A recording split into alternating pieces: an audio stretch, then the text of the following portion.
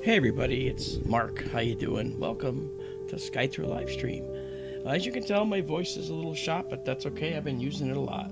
I want to say hello to everybody that's here, and I'll get to that in a minute. But first, as always, I'd like to welcome Daryl to our stream. Hello, Daryl. How are you doing? Hello, Marc. I'm good, thanks to you. Sorry about your voice. And hello, everybody. That's okay. I'll take a few moments during the stream to kind of stay silent where I can. Or I'll say, Daryl, take it away. And you go, what? No, I won't do that. So I've just taken some last photos of the Orion Nebula. If you notice where the telescope's pointing in the telescope view up there, you'll see that it's aiming a little bit, toward the west, which is that way in the building. Okay, that's west.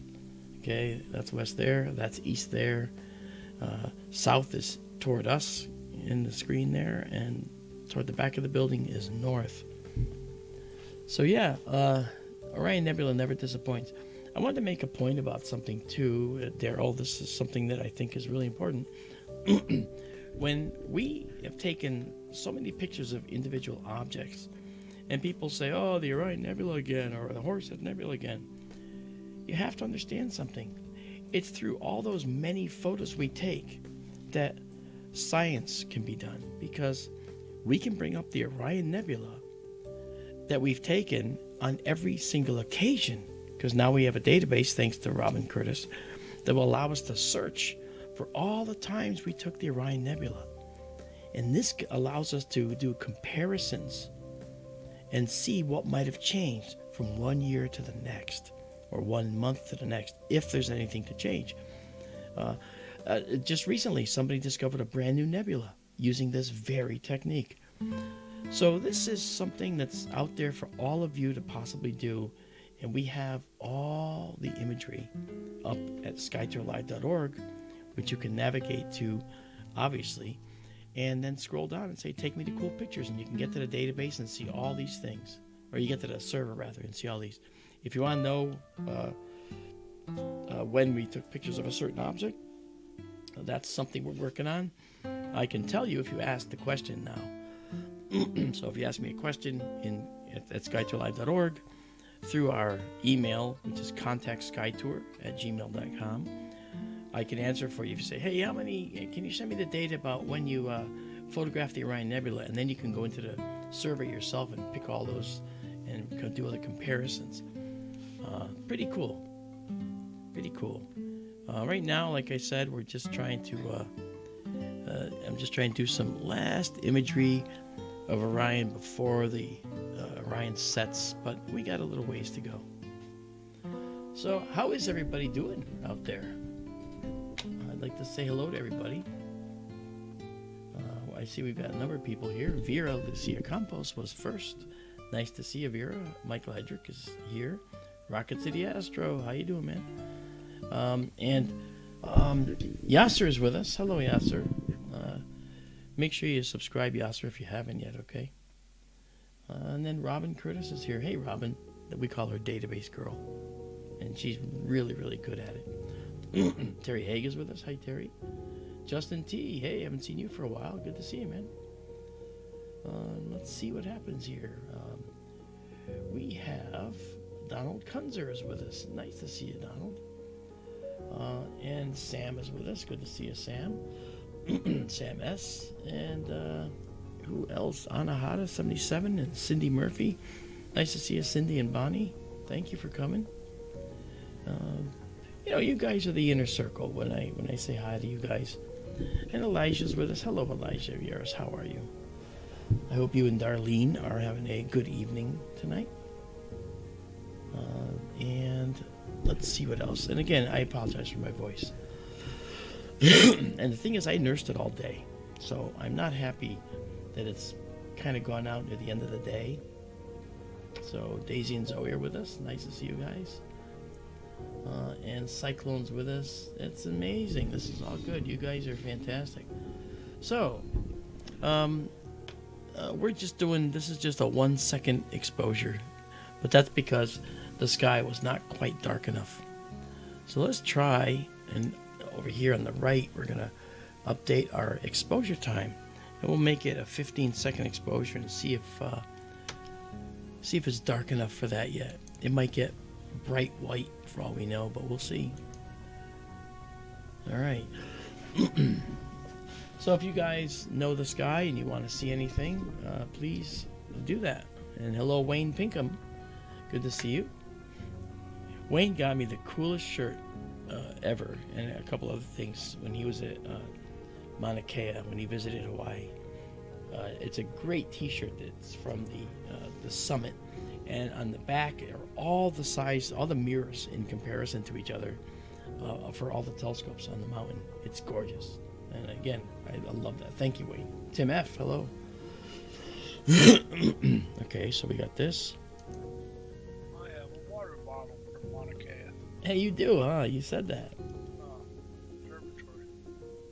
Yeah. My boss's boss brought it back for me. Wow. That is so cool. Over there with his lovely bride on their honeymoon, I think. Wow. Yeah.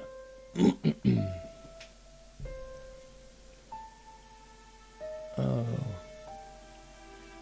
Cyclone says Marc can't stay long. Devastating F3 plus tornado in east central Mississippi. Cyclone, you be safe and you stay safe. Don't be watching us if you need to be safe. But I appreciate you stopping in and letting us know. We'll be thinking of you. Okay, so clearly this is the Orion Nebula. This is the quintessential stellar nursery, which is something that everybody loves to see. Because no matter what time of year you look at it, or what time of the winter season you look at it, it never fails to please. Okay, it never disappoints. You know. So let me throw that name out there anyway, right there. There we go. So that's the Orion Nebula.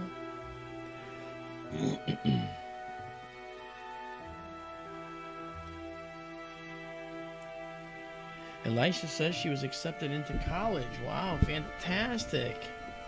Wow, and Darlene's doing cheer competition.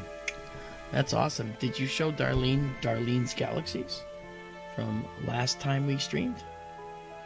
I hope you did. That's really cool. I am so happy for you guys. Well done. Congratulations, Elisha.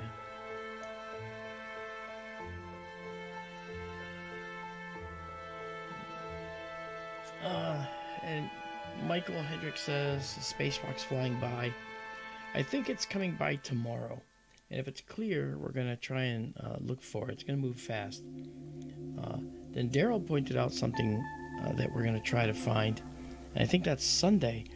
And that's the largest dwarf planet in our solar system, Ceres, Ceres, is passing through Messier 100, which is a face-on spiral galaxy.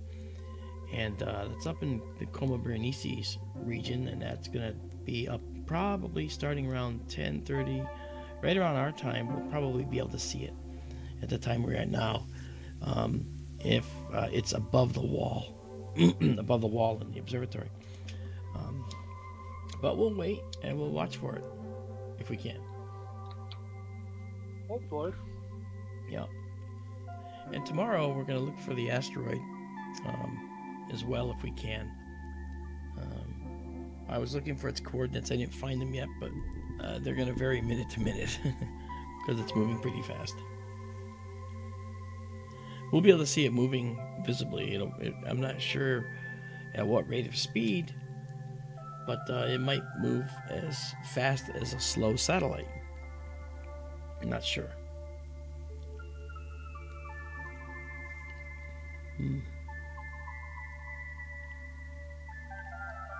Very nice.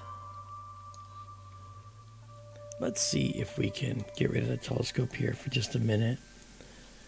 And let's just go full screen here with this for a second.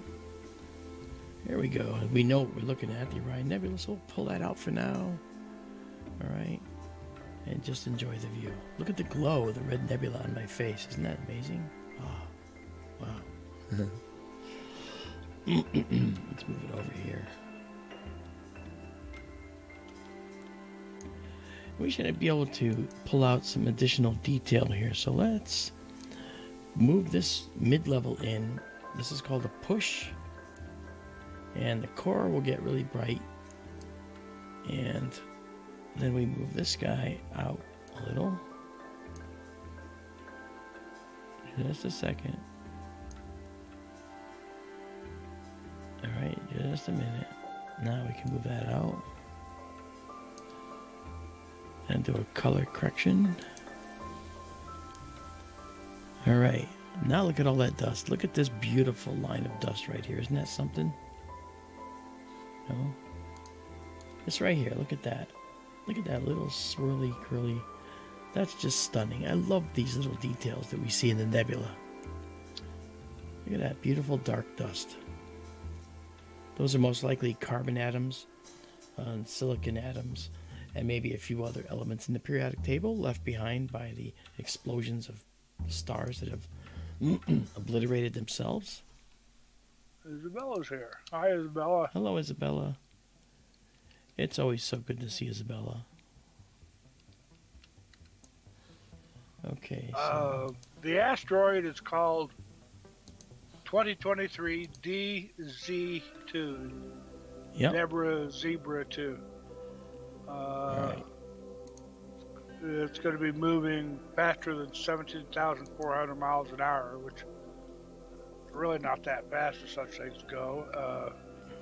I mean, that's barely orbital velocity around Earth. Well, at 292 miles, but it's actually half the distance to the moon. So yes. It'll visibly move across the sky. You know, it just won't be moving as fast, of course, as the International Space Station. It will be closest to Earth in the afternoon of March 25th around 3:50 p.m. Eastern Time.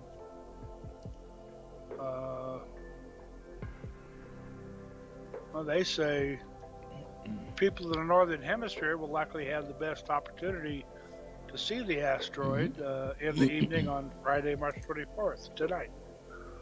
All right, so what are the coordinates?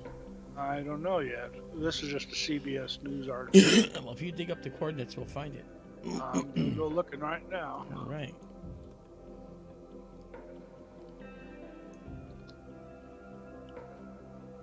Because if we can see it, I'll change the title of the stream to High Speed Asteroid. Really pretty. That's something. I'm going to zoom out just a little bit. Look at that. Wow. We can see the oxygen, ionized oxygen here and here. It's greenish blue.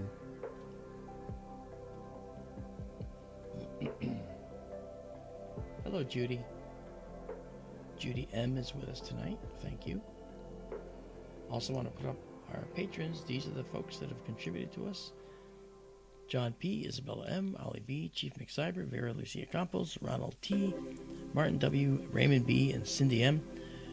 Well, we need a lot more patrons. Can't wait to be able to pay for what we do. Because right now, we're a little underwater. Mark, I'm going to send you a link via your chat.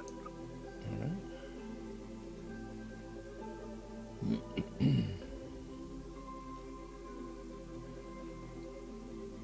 Okay. That page should have current position and a chart, all sorts of stuff. Okay. Okay, well, let's... All right. It's magnitude 12.85, more than well within the limit. You should be close to transiting about an hour from now, so we're probably able to see it. So we'll try it. Okay. So here's what we're going to do. We're going to bring back our telescope view. Move that over. There we go. And this gives us our control view. For those that, might remember, okay, this here is our telescope control. This is our telescope computer, which you can see. This is our telescope view in the building. That's me right here. This one we stack. This is the stacking information. We're actually sandwiching images together to make the noise go away, to make the details come out.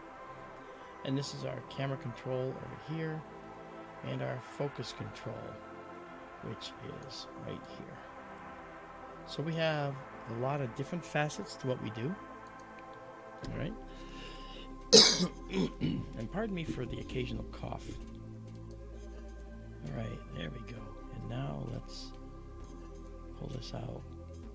Look at that beautiful brown dust. All right, good. I would say that's pretty good. So we're going to save this after I name it. Every time I name it, it goes to our server that way. So this is the Orion Nebula, so we save it. And now the astronomical image file is saved, and now we'll save exactly what you see here. Okay. Now we'll get out of this and go back to our 1 second shot and take us to our night vision mode. All right. Speaking of that, tonight supposedly is the best night, right? So we're going to go looking for this right now. And this, you're going to have to be patient because it's going to probably take us a few seconds, a few exposures to notice it. Okay? So, okay. So there we are. So this is our live shot. This is 1 second of the Orion Nebula. You have the coordinates, Daryl? 10 hours? Yeah, just a second. Okay, because if you don't, I can just get them, but, 10 hours, 05 minutes, Okay. 46 seconds right ascension. Okay. And then the declination. 07. A minute. 07. 05. 05. 56. 56. All right. Well, we're going to go and see what we get. This is just a little bit west of the star Regulus in Leo right now.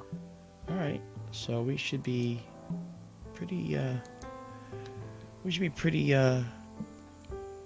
well above the horizon.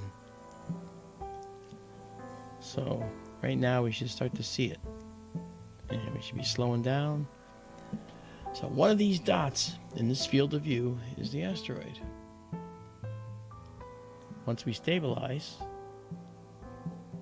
we should find it.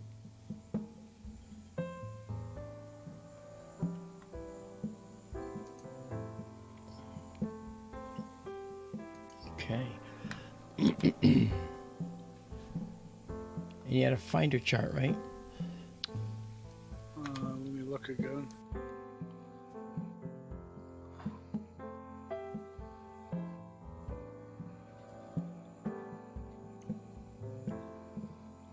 I think you did. Let me see if I can find it. Okay.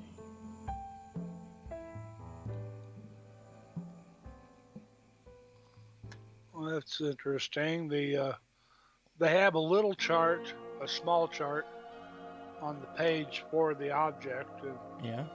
then in the interactive sky chart, the large version, they have it marked also, and they're not in the same place. Supposedly, both are live views. Wow. It's west of Regulus a little bit in Leo. Wait a sec. I know. Let's take a 25-second exposure and see if any of them are trails, ever so slightly. That's how you'd find it. technically we should probably take like a 2-minute shot, but it's okay. Let's try this.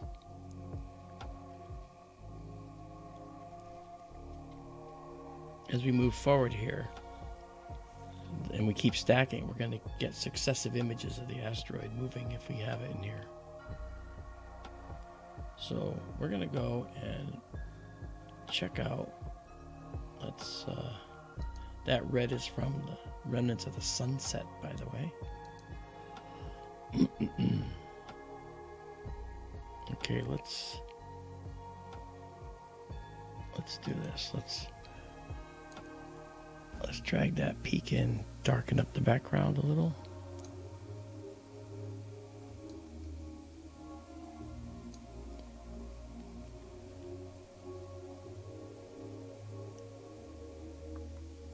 I wonder if that's it, actually.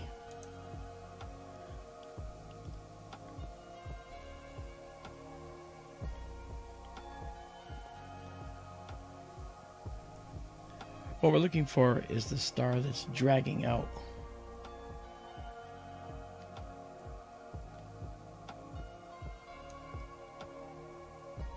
Let's get rid of some of the noise.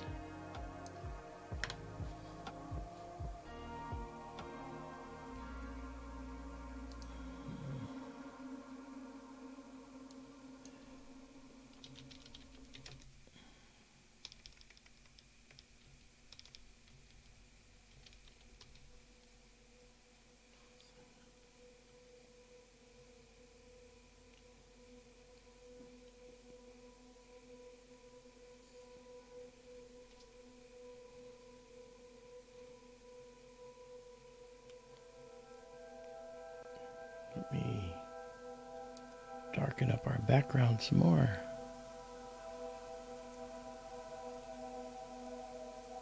There's a satellite coming through. That's probably a Starlink.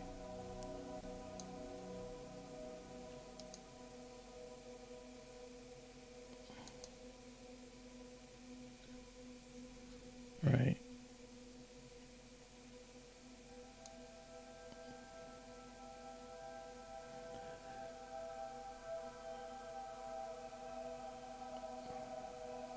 Yeah, by tomorrow night it will pass. It will have already passed the set as closest and be on its way out again. Okay. Which is why they're saying maybe take a look tonight. It'll happen during daylight tomorrow, in other words. Yeah. So we are at the coordinates that you mentioned. Let's find out, since that's a live view.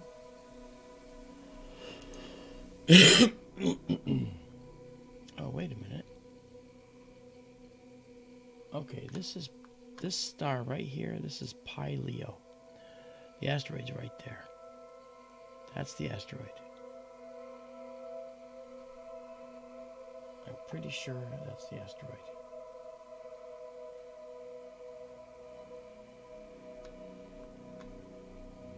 Okay, so what I'm going to do is I'm going to zoom in on this. I think we caught it, Daryl.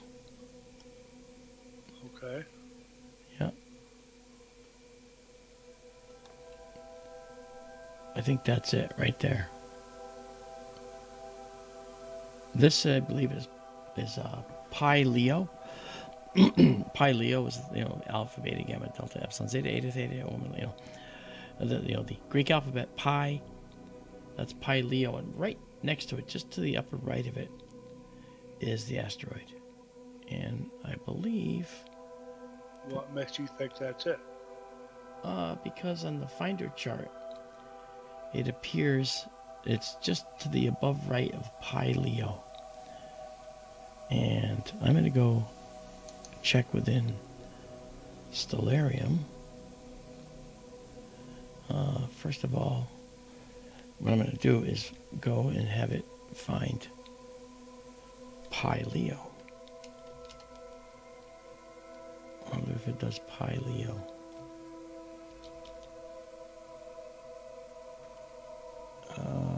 Maybe that. Star, Pi Leo. Let's find out. Yes. Okay.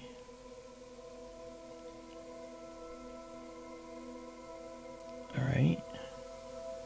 So there's Pi Leo. And let's back out a little bit.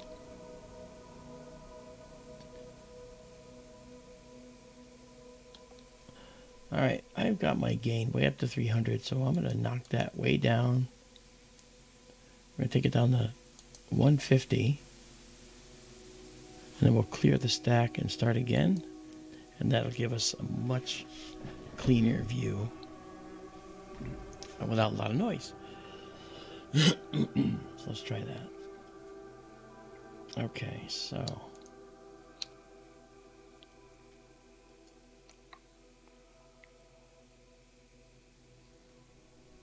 okay, here we are, and let's do this. Eek. Let's correct that. I think the moon is still up too. Yeah, it's only about a 3-day-old moon, I think. It Yeah. shouldn't be a bother.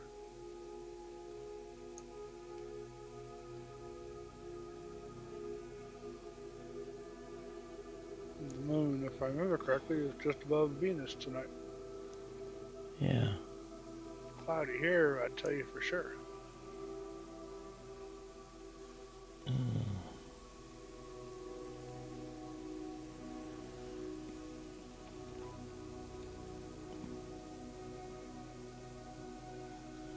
I do believe that's Pi Leo, and there should be a... We should be seeing that. Let's make a noise adjustment here. Oh, you know what? Let me do this, because that's going to make it so much nicer. There we go. Okay. Wonder if...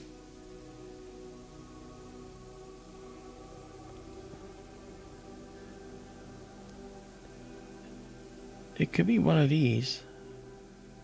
We gotta see what makes a trail, and to do that we probably need to stick around here for a while. Which I know that is boring for you guys, but we're hunting asteroids. Let's go out and make sure that I didn't miss it.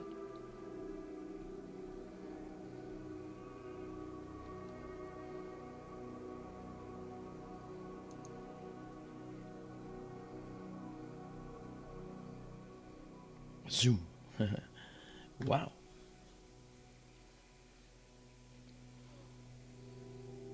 Look at that. Not bad. Alright, so now it's at 10 hours, 8 minutes, 8 seconds. And 6 degrees, 55. So it's moving pretty fast.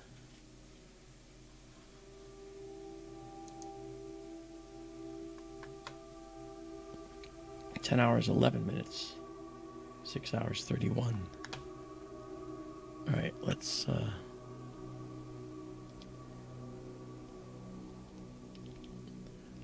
10 hours 11 minutes 23.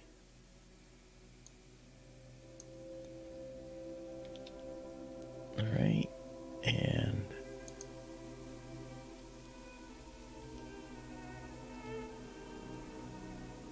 6 hours. That's a 5. 6. 31. 36. And we'll say go to, but let's get rid of this. And go back to our 1 second guy at the moment. Alright. There we are.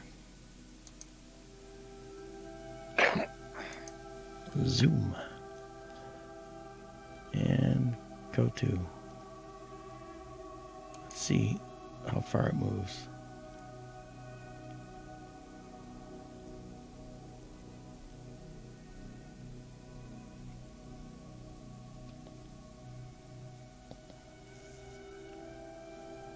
Okay.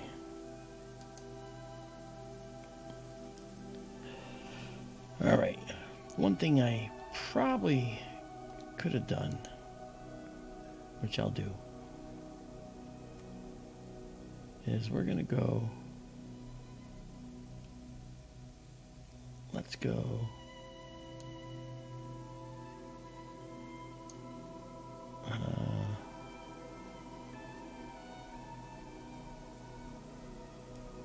So it's okay. So that is where Regulus is.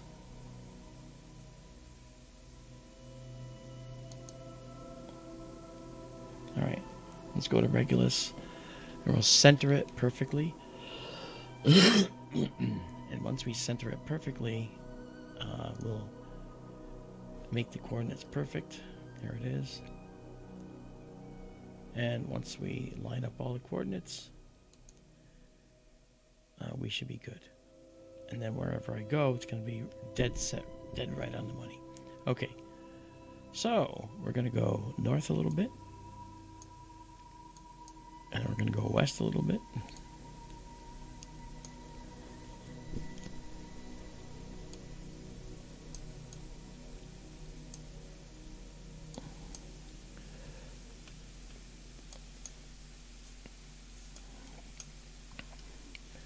We're just calibrating the telescope to be perfect, guys. Once it's perfect, we'll be able to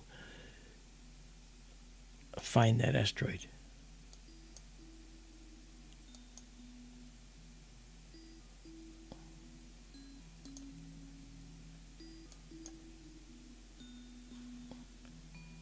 Okay.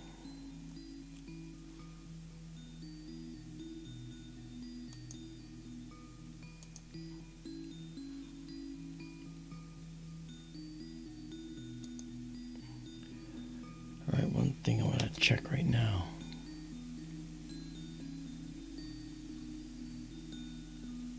That star. What's that star? Okay, see that star? That star right there is magnitude 12.3. And if you look here, all right, that means that star right there, that little tiny star. Do you see this guy right here? Let me get rid of this. We don't need this now.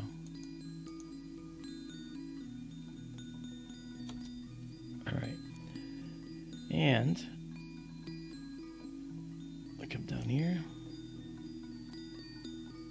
We'll do this. There we are. And let's align on that. There we go. Okay, so now we are perfectly aligned, and that little tiny star, see how bright that is? Okay, let's come back. That little bright star right there is magnitude 12.3. So all the stars we're going to look for, the asteroid's going to be that bright. What you see right there, that's just about, that's actually a little brighter than what the asteroid's going to be. So now let's go back to the asteroid, creating our go-to, which has got the retained coordinates from last time. And we're going to have that. We were just looking at Regulus? Yes. Just to get my coordinates.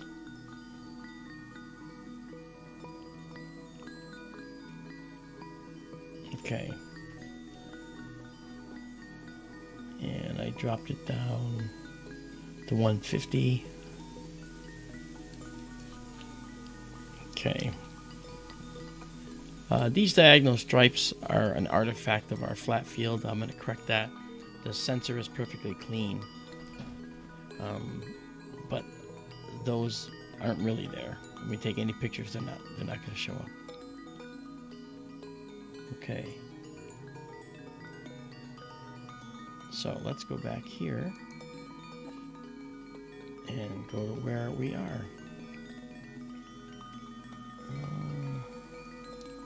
Present coordinates. What?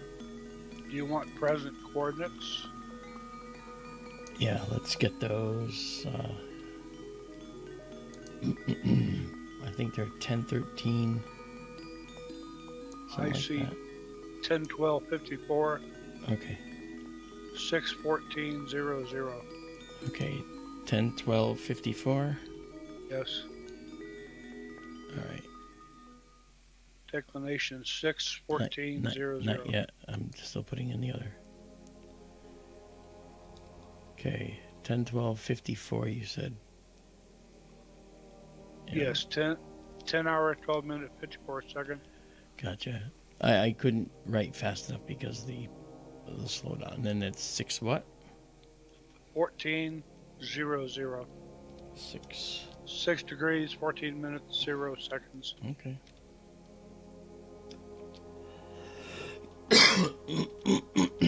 Okay. So this will be pretty close to the center. Wherever this ends up going, that's going to be right in the center of this field is where that asteroid should be. So it might be this guy. Let's find out.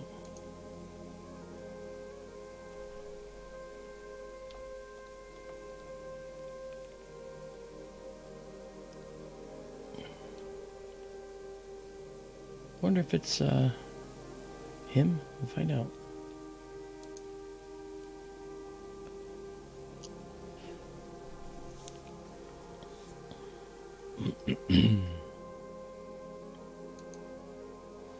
Let's go here. Mark, have you saved any images yet tonight? Oh, just the Orion Nebula. Okay.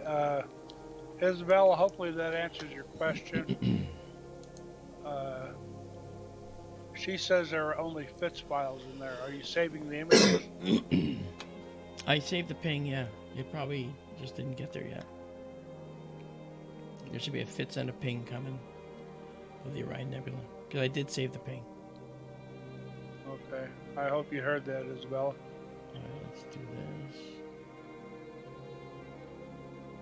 And now this. Michael, that's a good point. We're using the Sky Live, and it knows I'm in Colorado. So, will that give you a significant difference, Mark? As seen from Colorado versus as seen from Arizona? Yeah, let me look at one. Let me look here.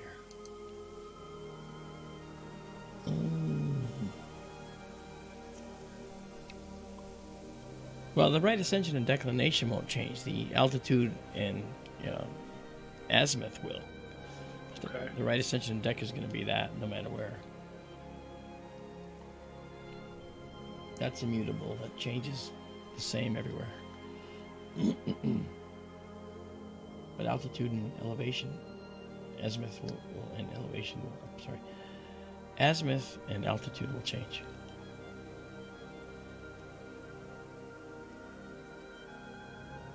So this is more like, these guys are more like the 12th magnitude.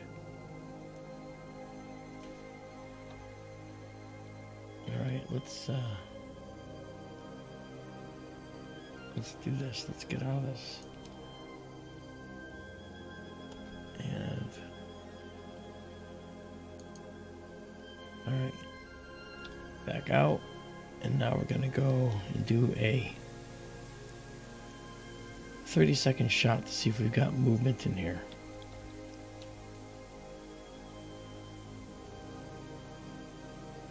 Okay.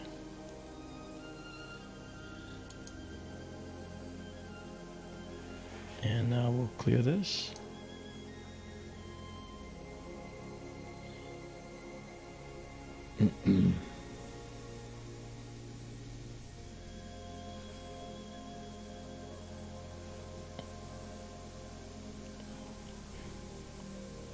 And get our first shot here in about a second.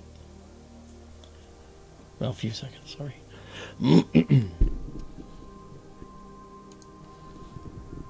right.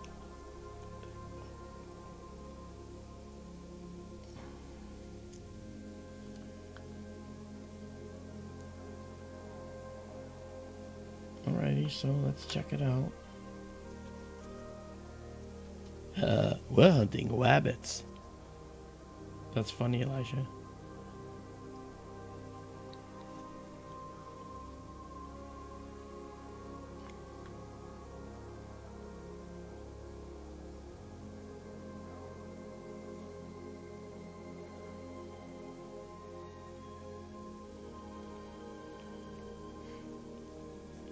By the way, thank you for giving me those coordinates, Daryl. Sure.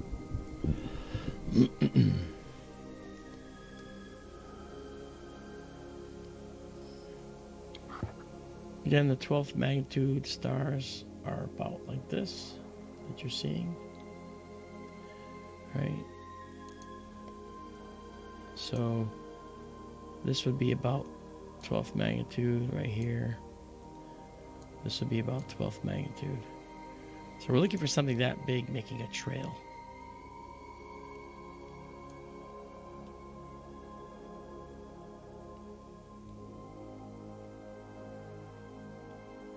So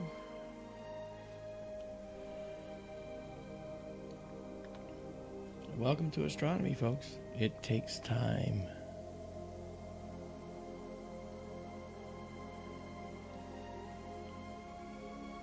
Should be moving pretty fast.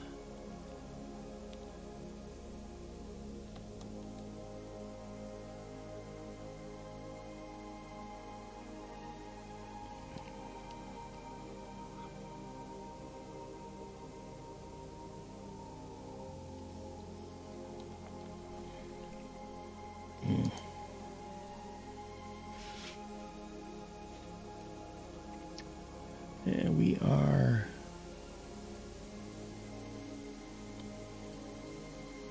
ten, 12, and 6:13. So it's in the view, without a doubt.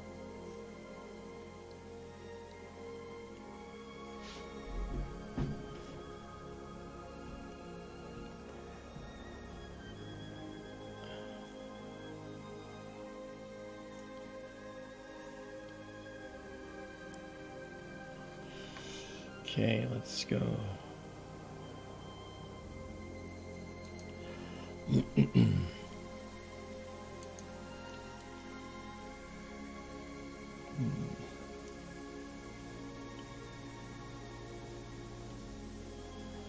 Okay.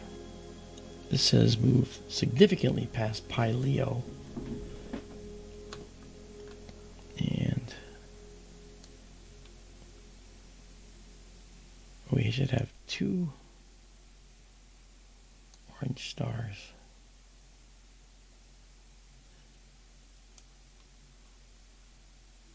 Interesting. Okay. Okay, I see now. So this is the star 31 Leo, and this is the star Pi Leo. Okay. And this is an unnamed orange star, but it's also in there. And so the asteroid is down here.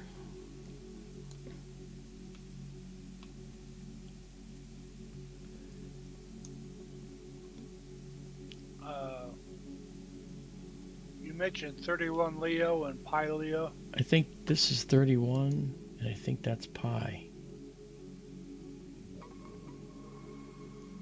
They're the only 2 orange stars in the field, and that's what's in the main, the finder chart field. Yeah.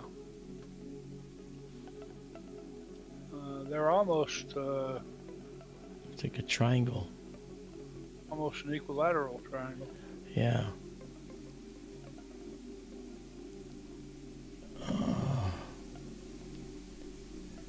Which would say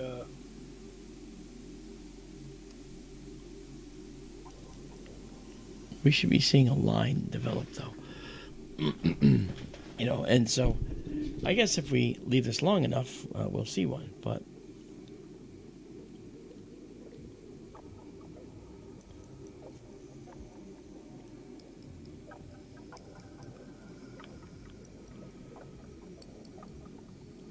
I know the telescope is accurately pointing, because if we come back here, okay, and you got a fan running? It's my humidifier. Oh, okay. That's funny. Okay, let's just check the star here. And this star here.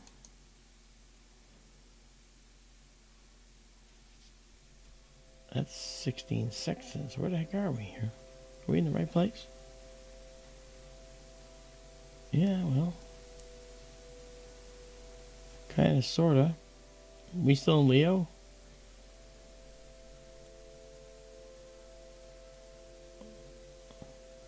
Or this thing in sextants right now?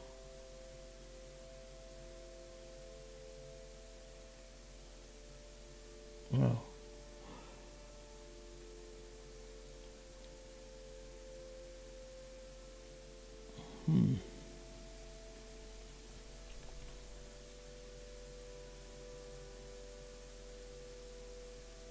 It says it's in Cancer, actually.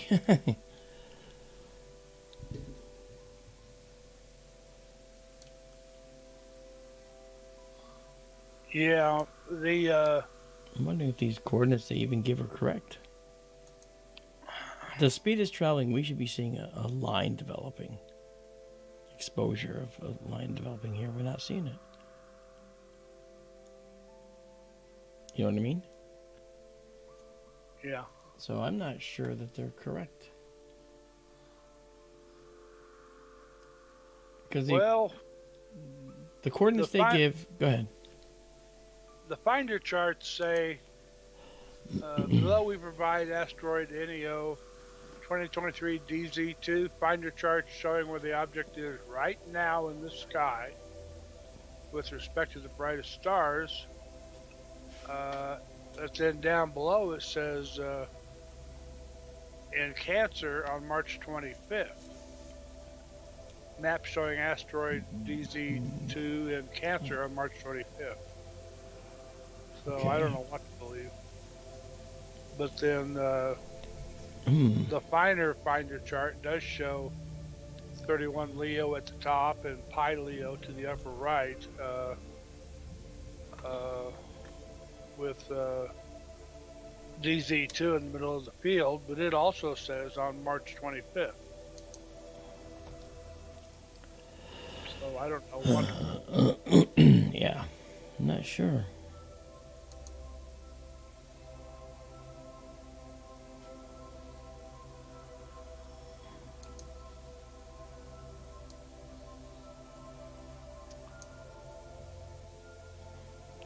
Interesting, because the coordinates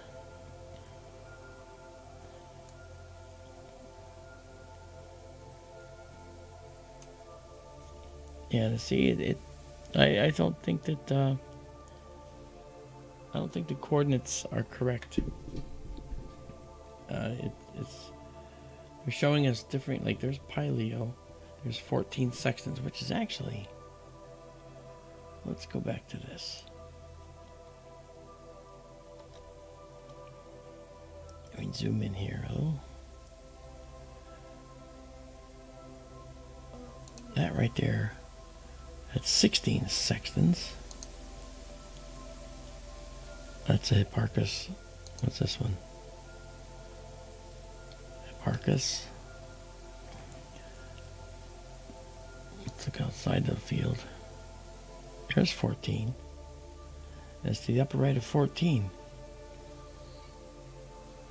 Okay. I'm sorry, upper left of 14. And we're just missing that. Okay, so if we kill this, because I don't see a trail in here. Let's look around though.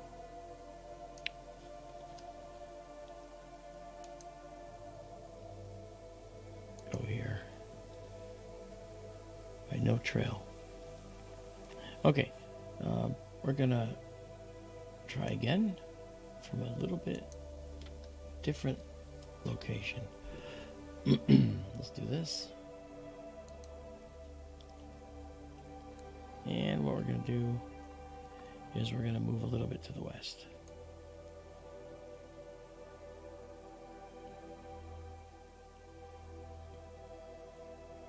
Rocket has different coordinates from Nina. Okay. If you'd like to try them. Yeah, just a sec. All right, so now let's see. I'm gonna guess. Let's do it this way. Come in here. Let's see where we are now. Go here. Go there. And that's 14 sextants there. And what's that star? Is that 31 Leo? That's 16 sextants. So where's 16?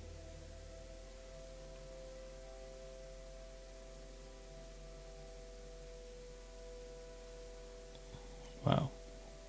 This should be 14. Yep. And what's this one?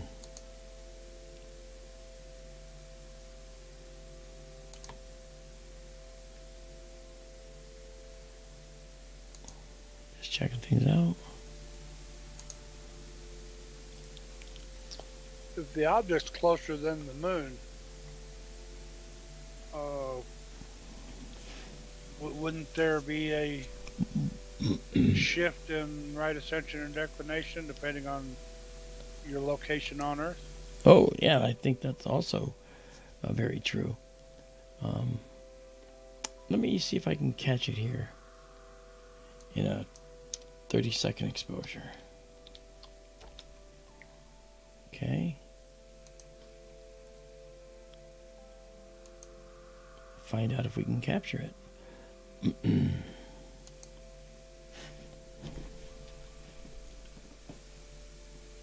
Well, the right ascension and declination is going to shift rapidly.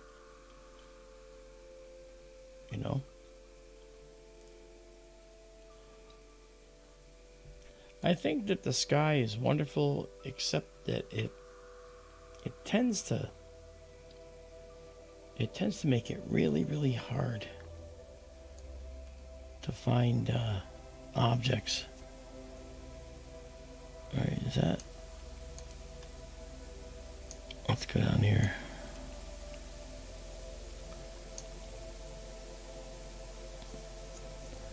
Look for any kind of star that shows a trail on it, guys. These are 2 stars.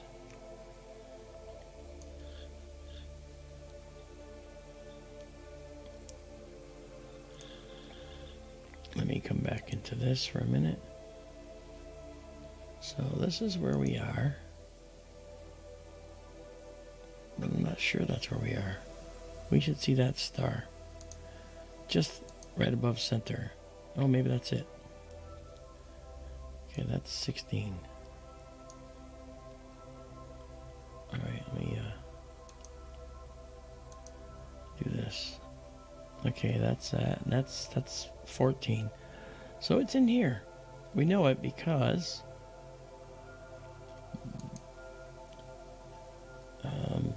we know it because 14 and why this finder chart doesn't actually show the other stars that are in here that we're seeing. It shows this star here.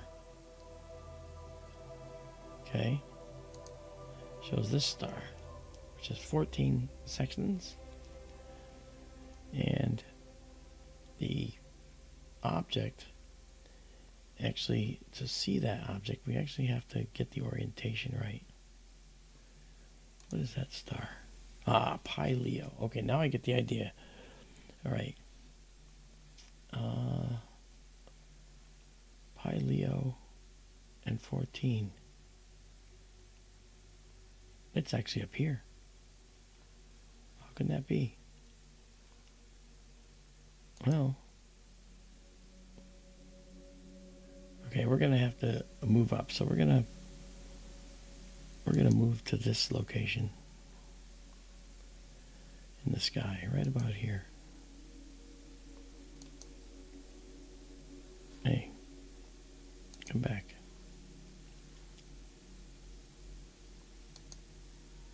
Okay. So between 14 up at an angle, so it's literally up here. So the coordinates are either what they show in the charts, guys, is that it's here.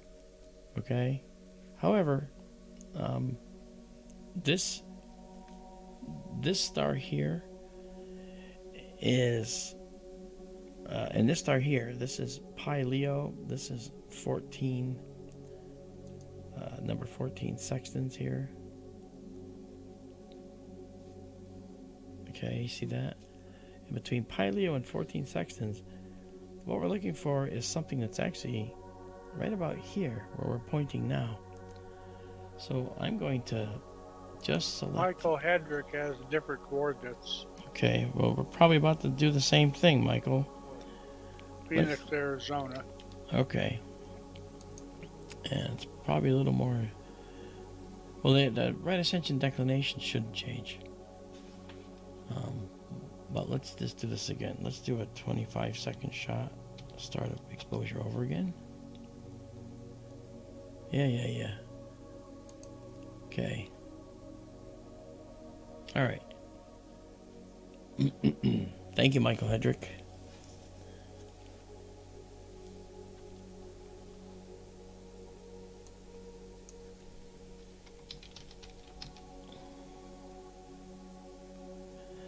All right, let's see what we get.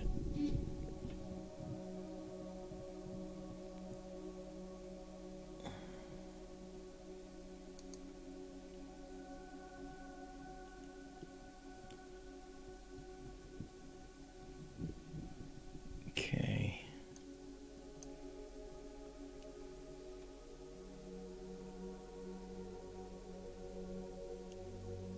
Let's go back to this. Based on the angle,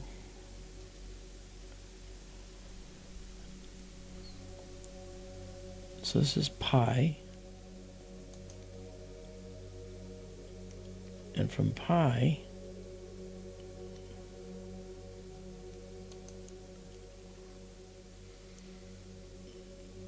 I clicked on it, I'm waiting, Pi Leo, and from this star,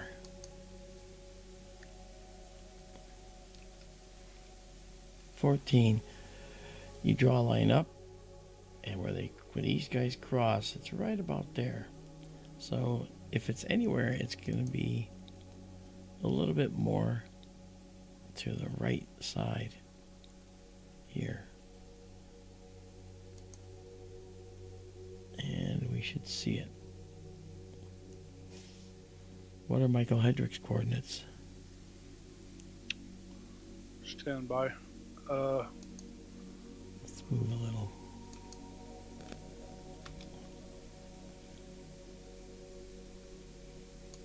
Okay. You want Michael's coordinates? Yeah, go ahead. 10, 19, 09. I'll just do them all over again. 10, 19, 09. Hang on. Thank you. And then declination is plus 05, 36 minutes, 0 seconds. Okay. From computed for Phoenix, Arizona. Alright, well, let's go there and see what we get. Shouldn't move too much.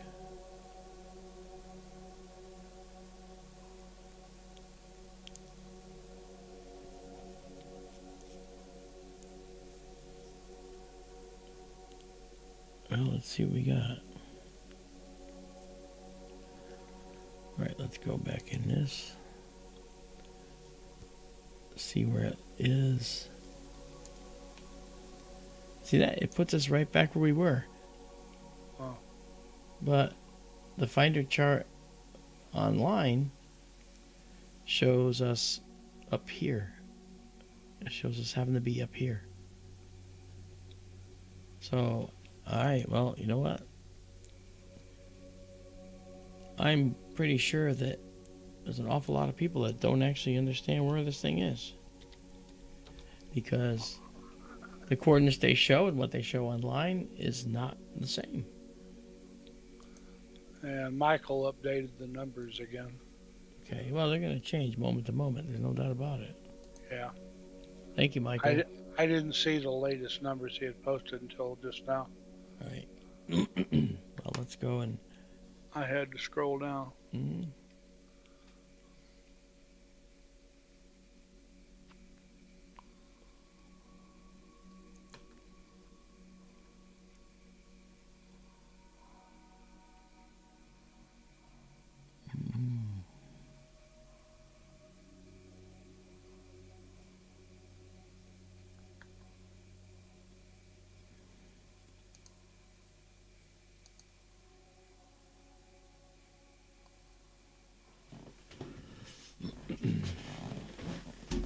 Okay. I'm not seeing...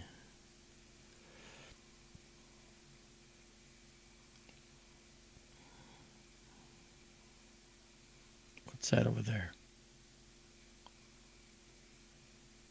Is that it?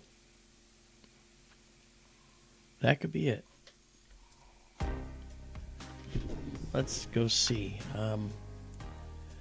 So what I need to do is I need to go back.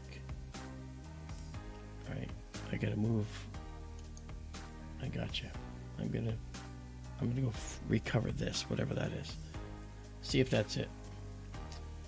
All right, to get there, let's do this. Let's do this. Let's go eastward.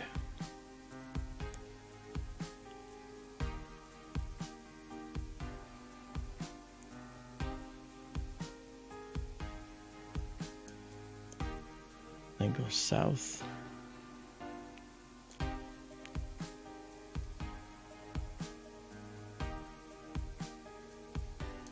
Okay.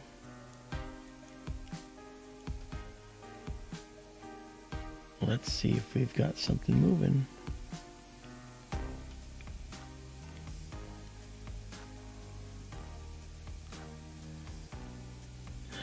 All right, let's do exposure of 25 seconds. It was the right brightness. All right, now let's go in. Izabela, I think he's at the Sky Live, and he has the location set as Phoenix, Arizona. If I understood him correctly. We should see a trail right here, because I moved to that spot where the trail is. There it is. That's it. Oh. We got it. Okay. I'm going to move us over. I'm going to move over more. It's a fast mover, so it's going to take some time to capture correctly. So let's go get it. Let's get it better than we got it. Okay, we're going to move over. Look at that. It made a trail. All right. Let's see if we can actually see it. First things first. Let's go east. Come on.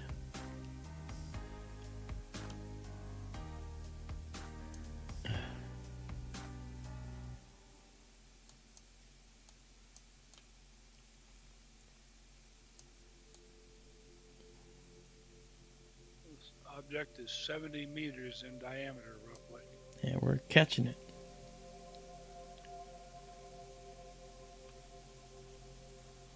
There it is. Right there, guys. We got it. Check it out. Ready? Right here. Going by that star. See it? We're catching it. There it is, the asteroid. Ta-da! Cool. Michael Hedrick, thank you for those updated coordinates. That was instrumental in helping us out. Fantastic. Ta-da! Well done. Scooby snack for Michael. Yeah. So why don't we actually do the following? Let's get closer. All right.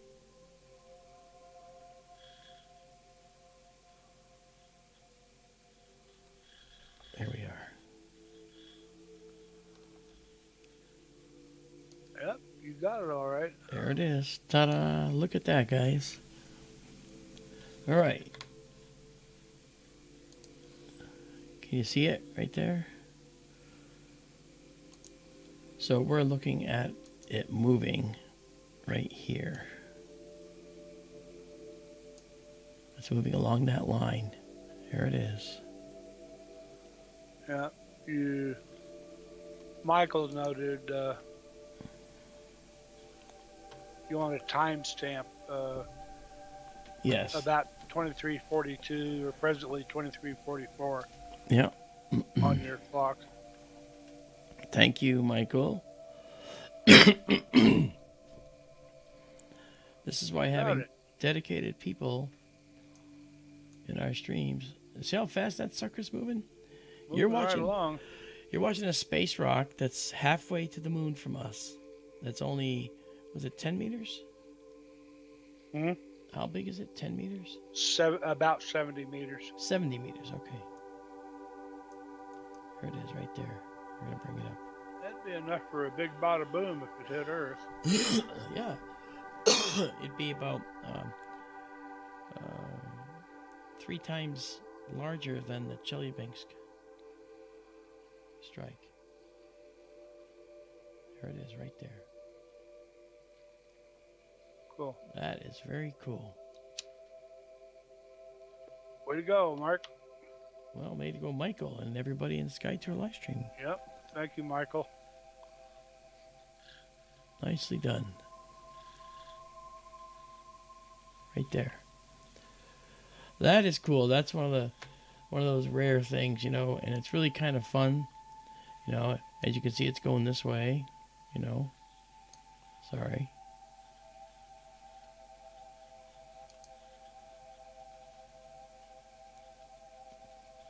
Right there.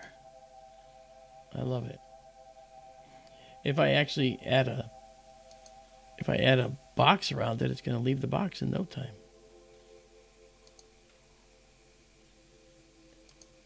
But this is it right here.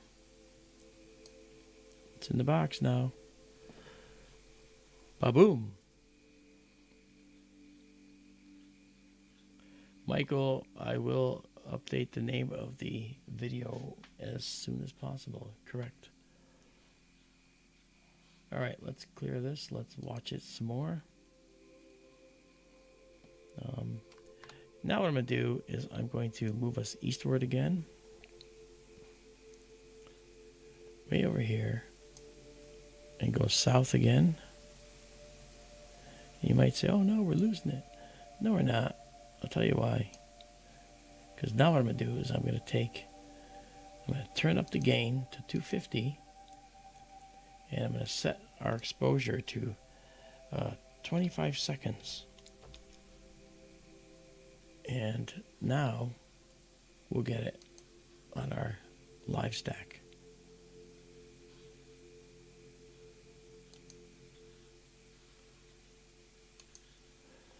All right.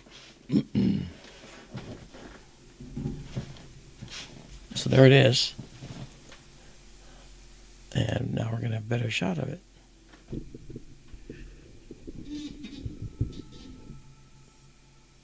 There we go. Dead center. All right. We should save that. So I'm going to save it right now. So we have the size of this object here, the length, because that length, from that I can calculate the speed that it's moving, knowing its distance from us. And what I need, and this might fall on Izabela, what I need is to have you note the distance of the object from us, Izabela. And because right now it says it's 0.002758 astronomical units. 0.002758 astronomical units. That's 93 million times 0.002758. And at that distance, with that first image I took a picture of, we can actually calculate the distance. So I'm going to do is I'm going to clear this again. All right. And do it again. And this is going to be 2023 DZ2. All right. We'll see it again. Okay. There it is. I'm going to save that and then save exactly as seen, so we have the file. Okay, now based on that, I will be able to take the length of that path and, knowing how far away it is, tell you how fast it was moving through space in miles an hour or whatever. Now, it took the light to get here. It took 1.37 seconds for the light to reach us from that location.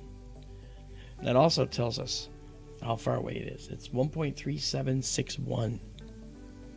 1.3761 seconds. So that tells us a lot of information. Okay, let me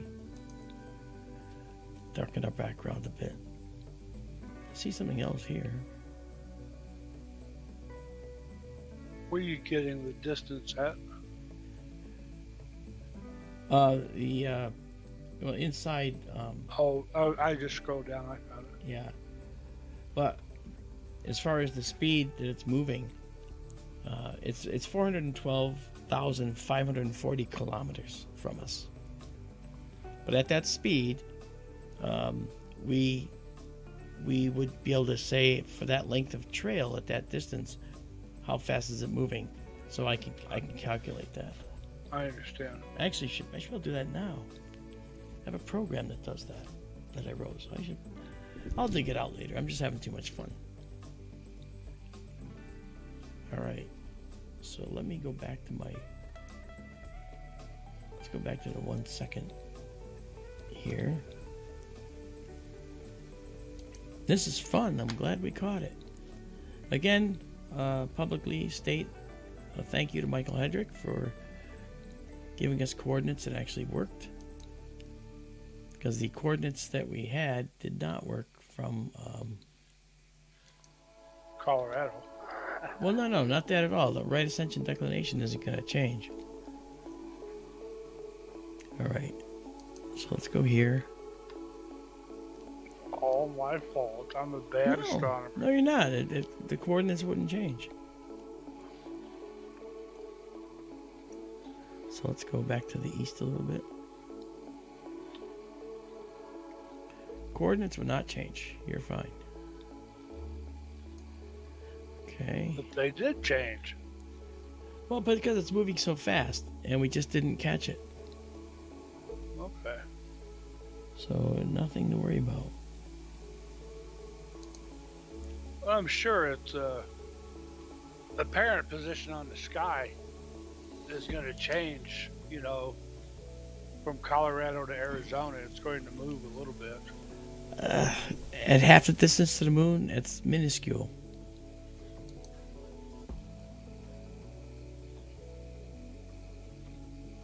Well, yeah, but... Okay. Huh. All right, let's do this. When we saw the moon pass in front of Mars, Yes. Uh, That's different. You know,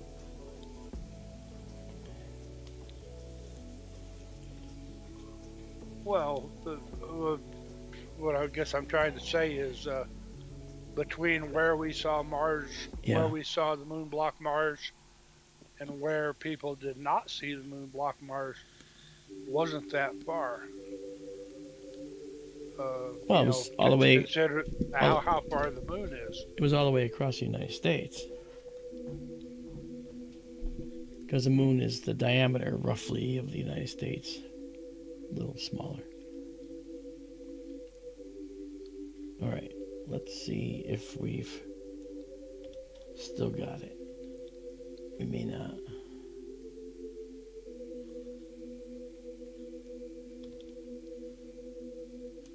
Okay, well, now I gotta wait for this to come back. Waiting for Starlink. No, we're not getting a live view here. There we go. Ugh, well, that's screwed up. Is it still in the field? I don't know. Starlink went and decided to take off on me for a bit. So it's back now. And let's go. If it's in the field, it's down here right now. That's my guess. But let's see.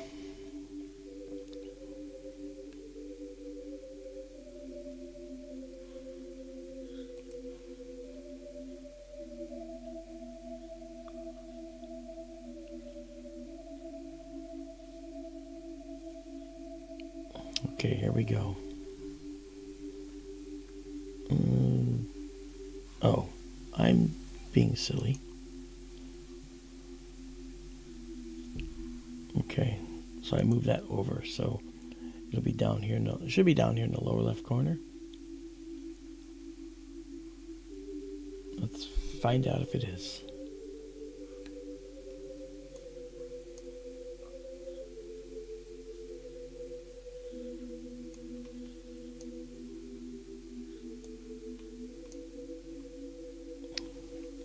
I think it flew the coop.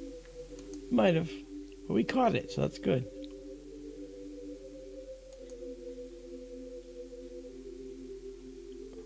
Yep. Well, we got it, guys. That was really cool. Very cool.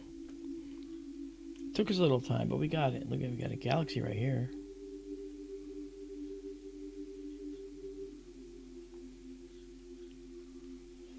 This is amazing. That was a lot of fun tracking that.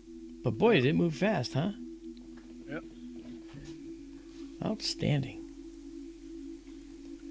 Well, thank you for indulging me in that, guys. That was kind of fun. Oh, sure. Would you excuse me a moment, please? Yeah. Meanwhile, I'm going to go find something cool to see. Okay, I'll be right back. No worries. Once again, guys, that was wonderful.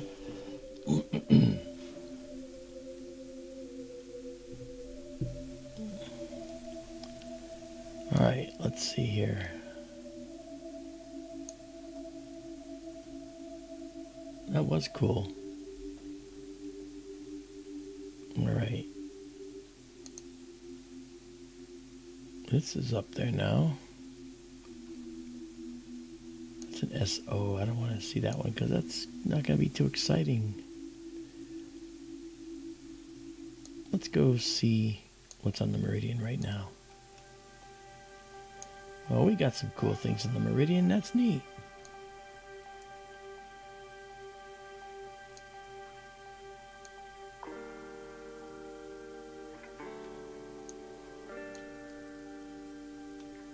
So we're looking at Orion. That's good. Orion's heading down low. But there's some other things out here that might be fun to check out. We saw the seagull. Who's Thor's helmet?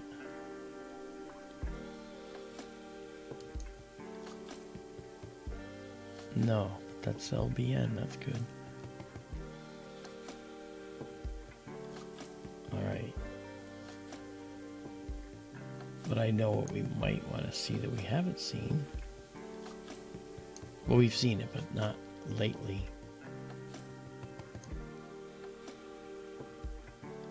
I'm going to come back this way. And that is this guy. This is just beautiful. So after hunting asteroids successfully, I think it'd be kind of fun to check out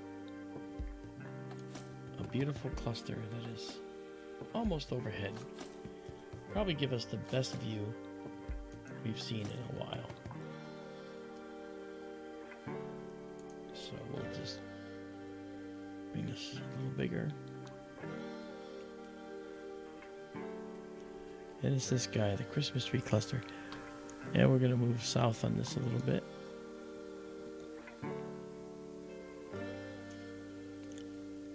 This is a beautiful region of the sky.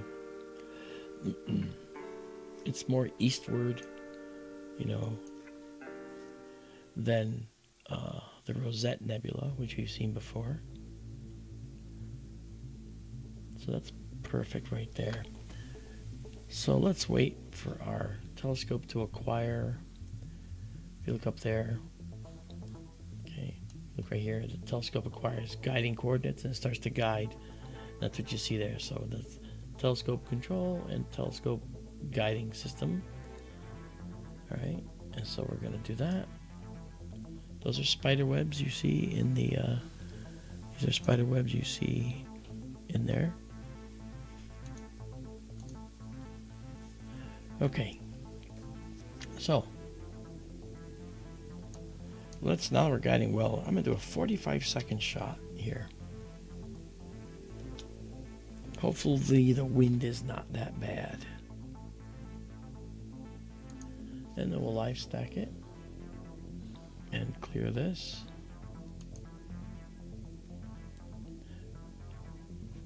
If you look at the asteroid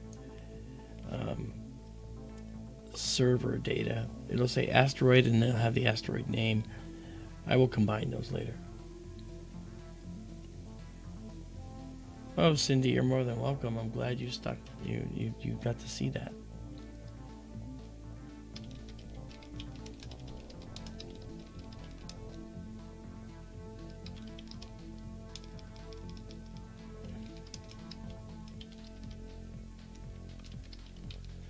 Yeah, maybe just get rid of all of that extra and then just do this. Beautiful. Where are we now? Oh, look at... never mind. I know. You know exactly. Let me guess. Yeah. Christmas tree, Cone Nebula. You got it. I don't quite have Hubble's Variable Nebula in here, as far as I know. It's just tiny tad south, but that's okay because we always overexpose it. That's it, right at the bottom. Whoops, just went out. No, let me move it up.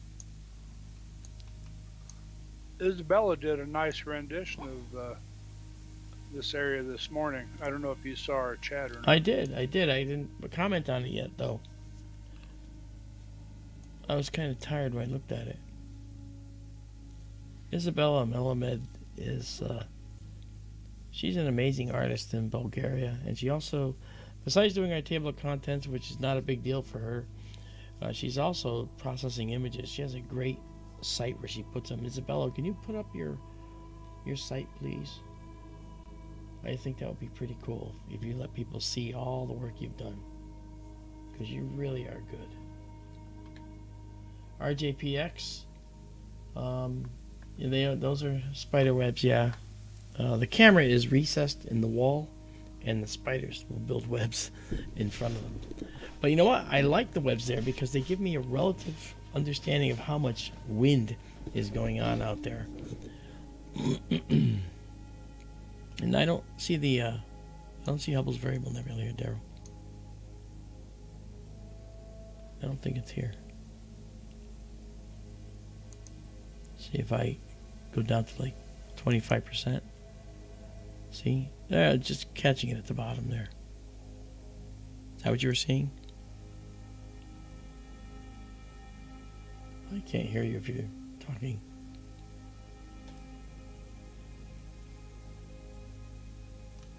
I still can't hear you if you're talking, Daryl. Whoops. Oh, sorry, I was muted. So that's what you were talking about then. That little tiny top actually, of it. no, that's not what I was talking about. Okay. But I think you're right. That's it there. It is. Yeah. Okay, so here's what we're gonna do. We're gonna push process this and see it just a little bit. We'll get a little more detail out of it. And we push it by taking our mid-levels, and that yellow curve intercepts more of the data, and then we'll see more data. So if I pull that black level back just a little, and then come in with this, we'll push a little more.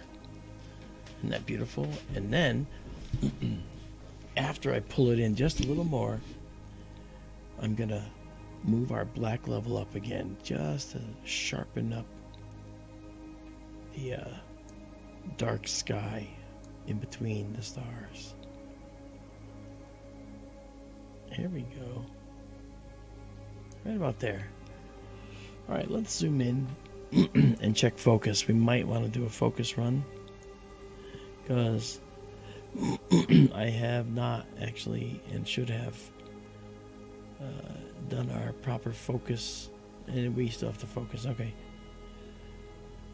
I didn't do our temperature. Yeah, I noticed that earlier. I meant to mention that. Our temperature correction.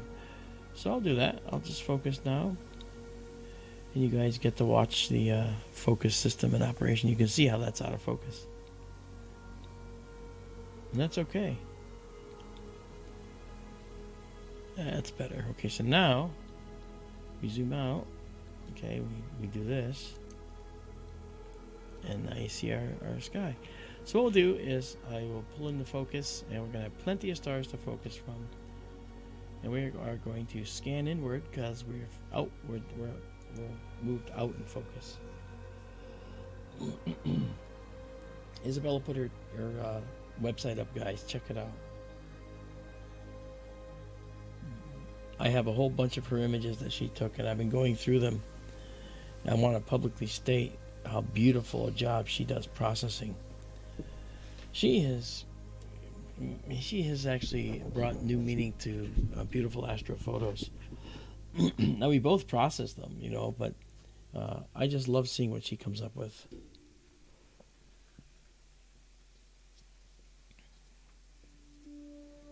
Here we go. We have 146 stars that we're using to focus. 151 now, 138. So it comes in as it finds the stars to focus with.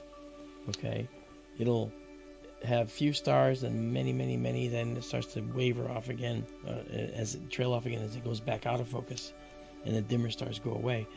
Then it finds a center point, and it calculates the exact spot where the best focus is achieved.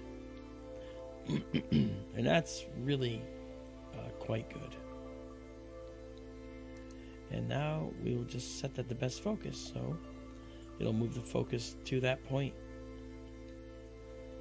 There it is. Okay. And now what we'll do is do a 45-second shot again. There we go. And we'll get rid of this. Get out of night vision mode, go back into live stack mode, and clear this, because that wasn't very good. And this next image is going to look like little tiny jewels. He's stunning.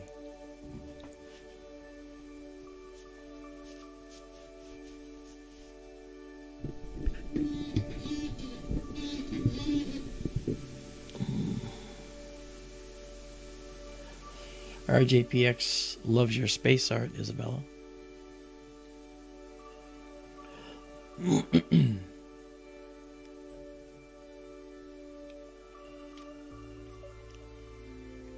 Okay, there's the cone and the Christmas tree nebula. And this is only the first exposure. As we get more, we're sandwiching exposures on top of each other. And all this static looking noise gets suppressed and removed and averaged out, and all the details come out. Like, see in here, see how you really can't tell what's going on in here? Well, watch, right? We're just a few seconds from another exposure, and when it comes in, all right, like, you'll see suddenly this gets much better. So watch. Look at that. All of a sudden, you can start to see details in here that we couldn't see moments ago. And as we keep exposing, you'll see even more.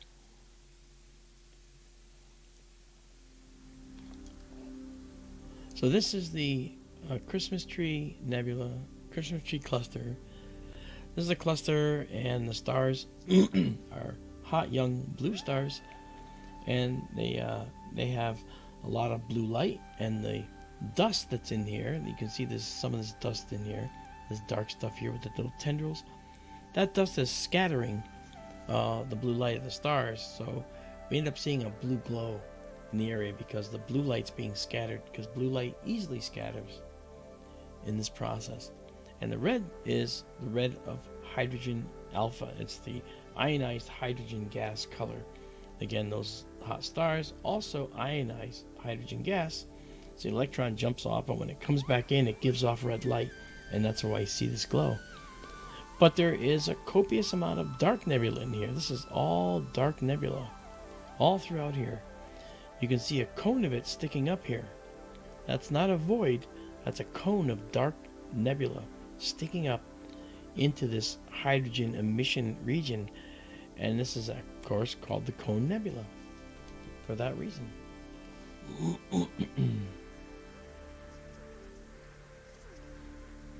And as we do more exposures, we've got 4 so far, it's going to be really pretty. And now we can start to see the separation between this reddish brown nebula called the Phosphor Nebula and the rest of this area. And it'll get better and better and better.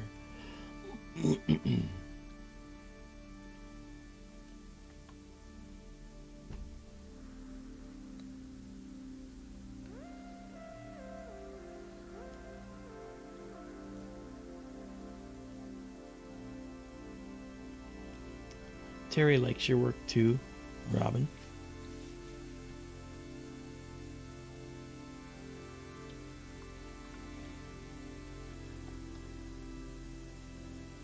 So if we back out more, okay, well, we got a satellite moving through there. If we back out more, we can see that we probably want to color correct a little bit here. There we go. That's really nice. Look at this dark nebula up here. That's beautiful.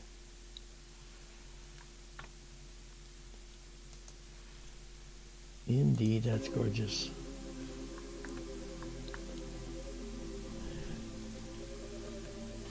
Nice. Daryl, if you see anything you'd like, just let me know. Okay.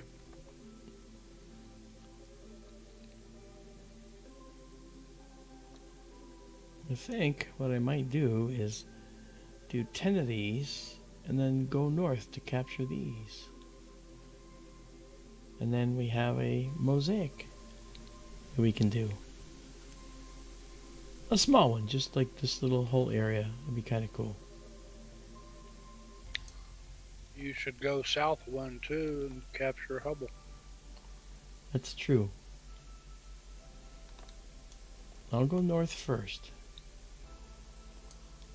Alright, be that way. Well, I just see some really cool stuff here.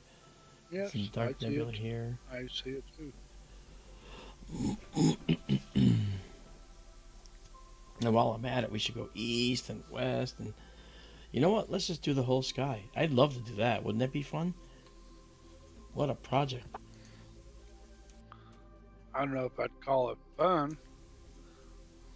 The end result would be interesting. Yeah. Thank you, Sandy. I'm going to review this stream if I can remember tomorrow.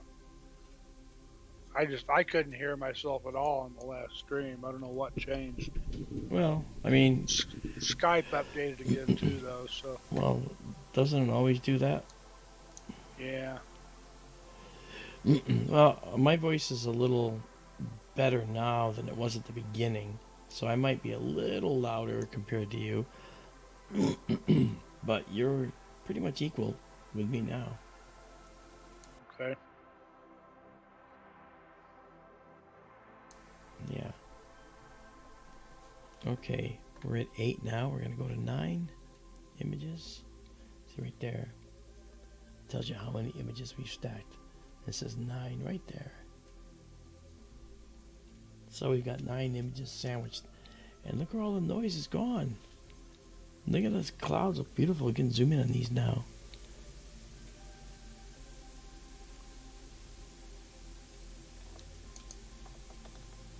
There we go. Look at that. That's really pretty. Don't forget to name it. Oh, I won't.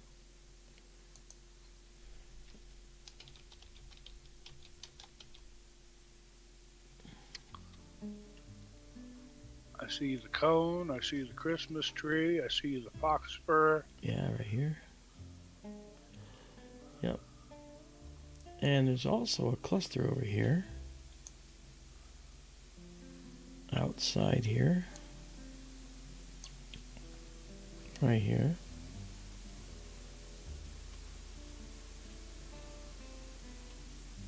So that's pretty.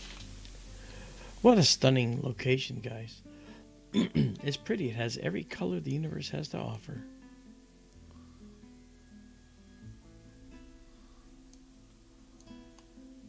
Yeah, we got to go north.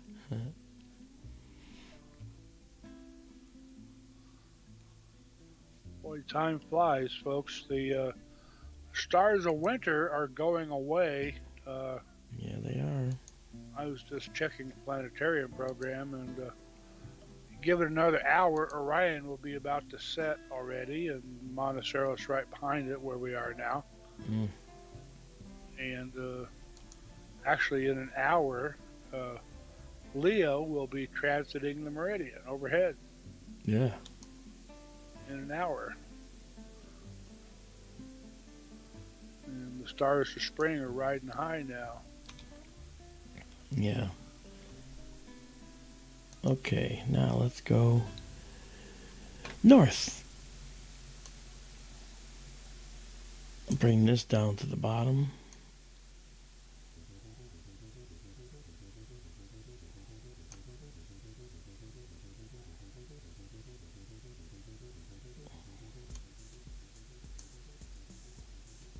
A little more. A little more. Okay, now we'll let that settle out.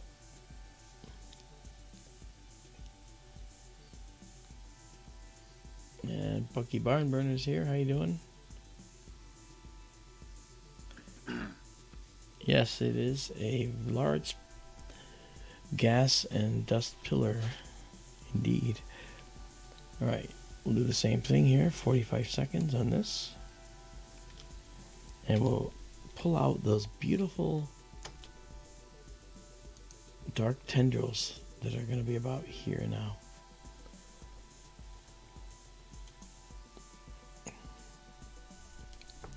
So those are going to be what we're looking for. Really pretty though, look at that thing. That's a few light years long, that pillar.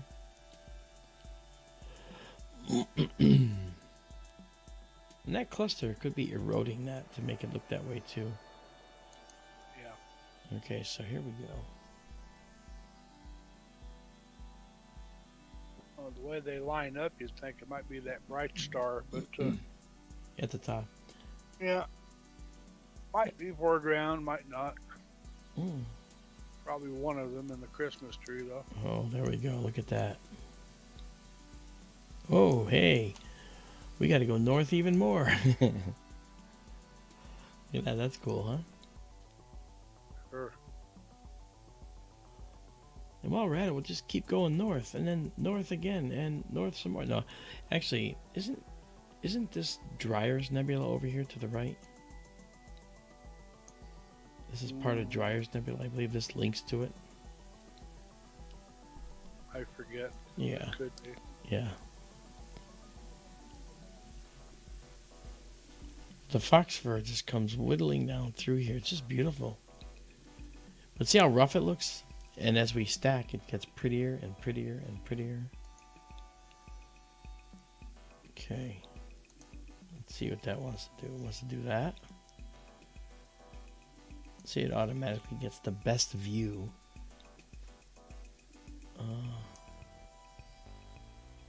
Let's pull this back just a bit. Do this again.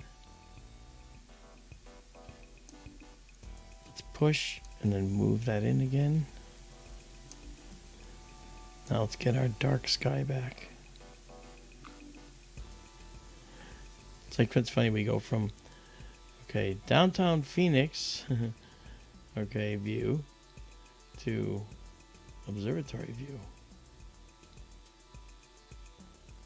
Right about there. Now you can see the different grades of darkness in here. Some are light, some are dark. So it's getting 3D on us now.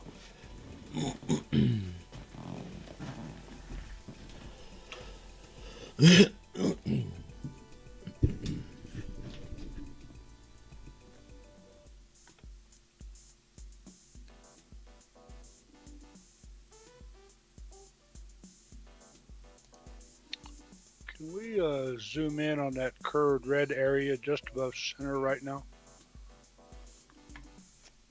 Yeah. This guy is one of the reasons I did this shot. Let's find out if we can get in close enough yet and see some detail.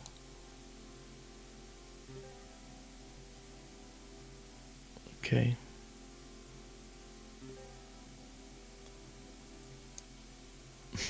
I keep going the other way and it hasn't listened to me yet. Okay.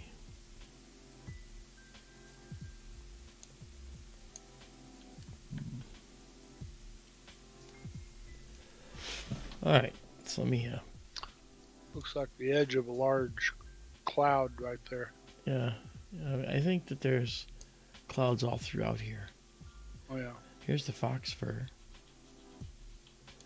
As we come down, the fox fur leads into the Christmas tree cluster like that. It's just beautiful. Look at that.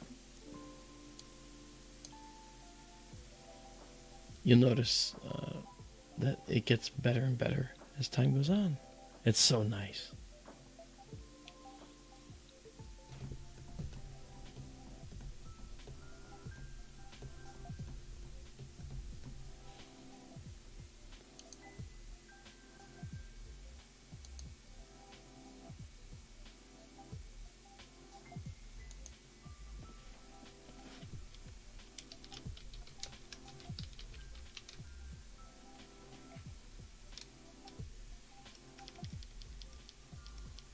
Can we step back out a little bit now and Yeah, try just to a take minute. in the... Looks like you got more of an open star field on the left, and then the, all the nebulosity there in the middle right now. Yep. Which continues off frame to the right. I changed the title of the stream. Michael Hydrick, thank you for reminding me earlier. Okay, so let's back out now. And check out the nebula. Oh, that's looking really pretty. Look at that. That's I think that's Dryer's Nebula up on the upper right there.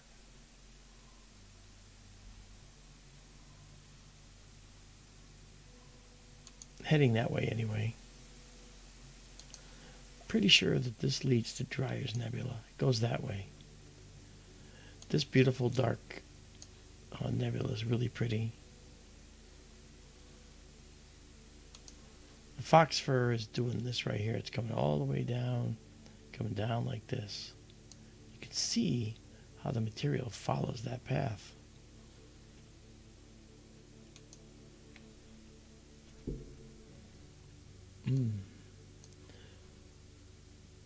I think we should just maximize this. There we go. And we'll take this guy, move it out of the way, and get this to a maximum size.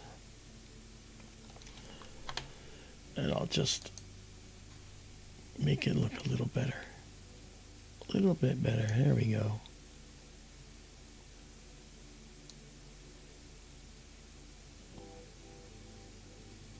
Oh, the colors are just stunning. Look at that. Look at that. I mean, that's just gorgeous, guys. Pretty, really pretty.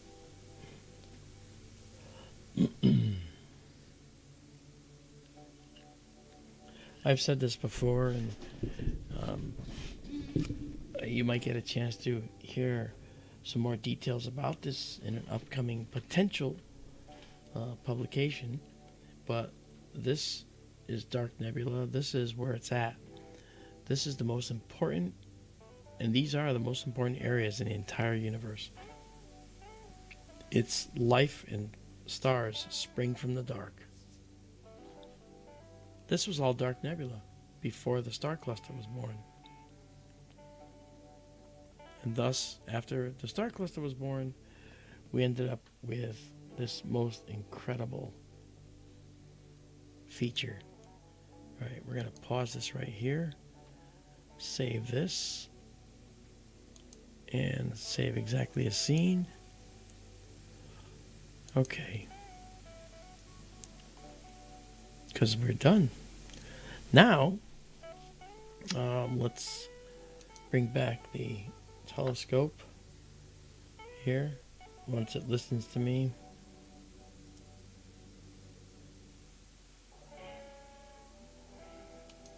Okay, move over, please. Thank you. And look at the detail now. Look at that. Isn't that something? Lots of detail in here. That's really nice.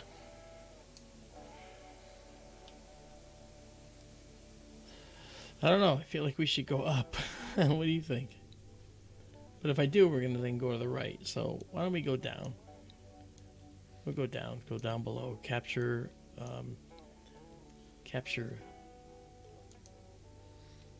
Hubble's variable nebula, like we said. Okay.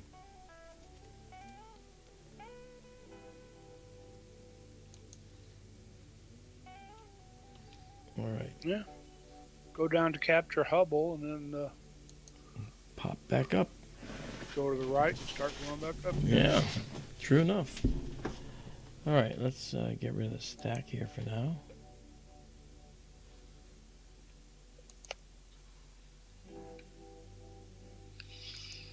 Dock it back up. Get rid of that. And give us our... All right. So now I'll come down, and we're going to view the Hubble's variable nebula in this mode for a while. Not a while, but just a few seconds. I want to show you a little more details about this nebula. There it is.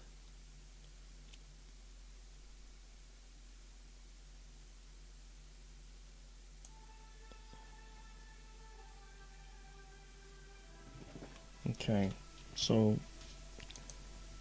we zoom in on this.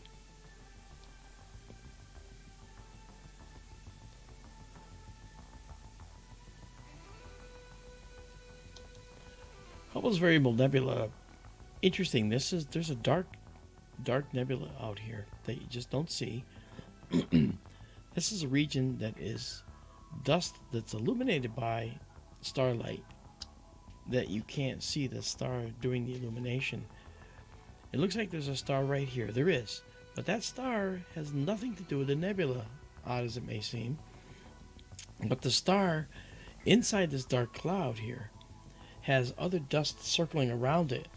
And the theory is that that dust orbiting like asteroids or like planets close to our star orbit our star will, over a period of days to weeks, cast shadows onto this cloud that's illuminated by the star. And it changes the brightness of this cloud. So it's called Hubble's Variable Nebula for that reason. Very fascinating object. Yeah, it changes in very short periods of time also. Yeah, which is, as I was saying, because this dust goes around the star in periods of a few days to a few weeks, and it's really incredible. So we're going to do another 45-second shot. It's going to blow this out, but we're going to see the rest of the detail here. Yes, sirree. Gosh, that's pretty. Oh. Right now, Izabela's thinking, that's a really pretty shot. I can't wait to process it. I bet you she'll have a composite done of the other ones already before we finish.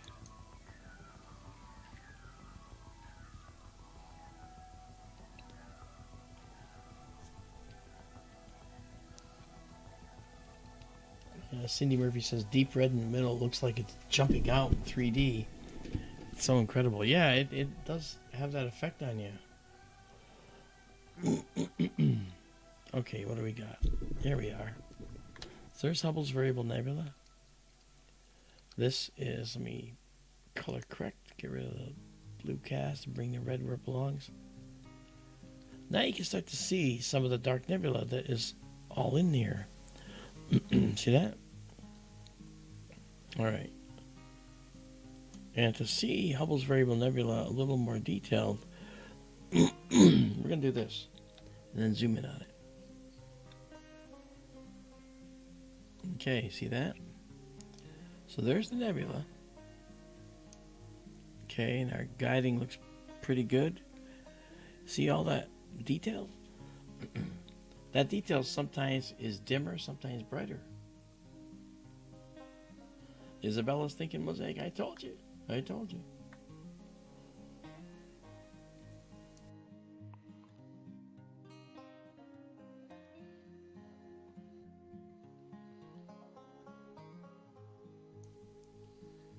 Alright, so there. So we could lower that down even more.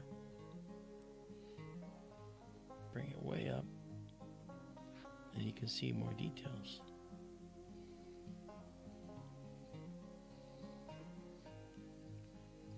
Yeah, and then we'll wait for more detail to come in.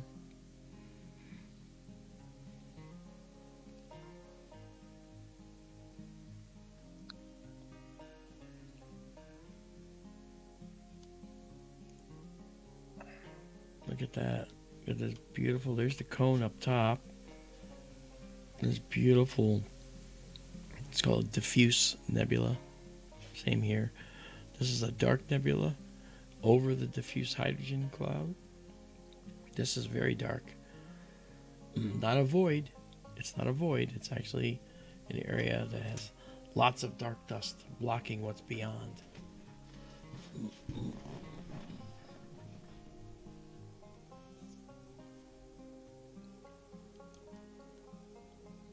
Boy, that's really pretty.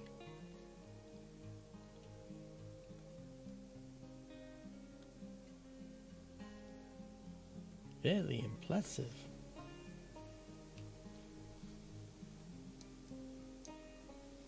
Remember, guys, go to SkyTourLive.org right down here.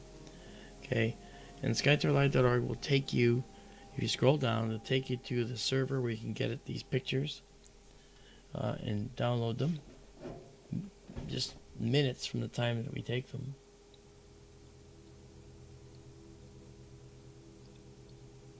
You can also get prints and on canvas, prints on metal, framed under glass, if you want, to make an incredible presence for people.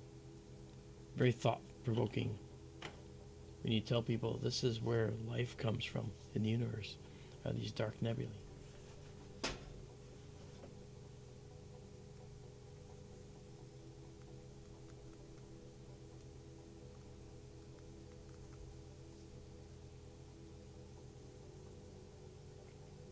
Thank you, Izabela, for putting that out there.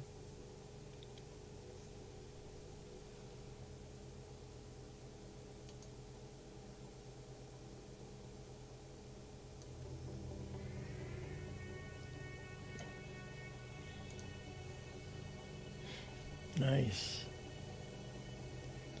See, the illusions that the universe provides, I mean, it makes it look like this is sitting all alone out in space, but it's not. There's a dark nebula all through here that this is part of, and the only part that's illuminated is this area right here. So that's why that looks so weird. So you guys having a good time tonight? We got to see the asteroid. No? I thought that was really cool.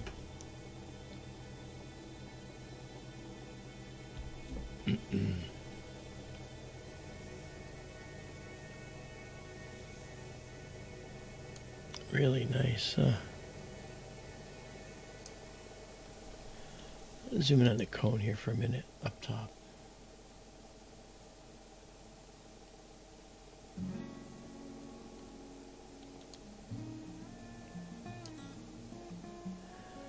Yeah, these are actually 2 stars here and then 1 star above. That's pretty cool.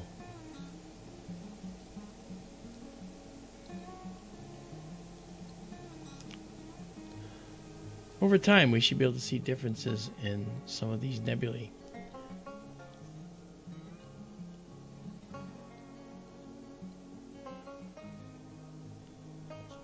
Sam S says, Michael spotted that wabbit. Yes, he did. Well, he had the coordinates, which is great. And the coordinates were wonderful. And thanks to Michael, we were able to see this speeding asteroid go through our field of view. And we say that it's out here.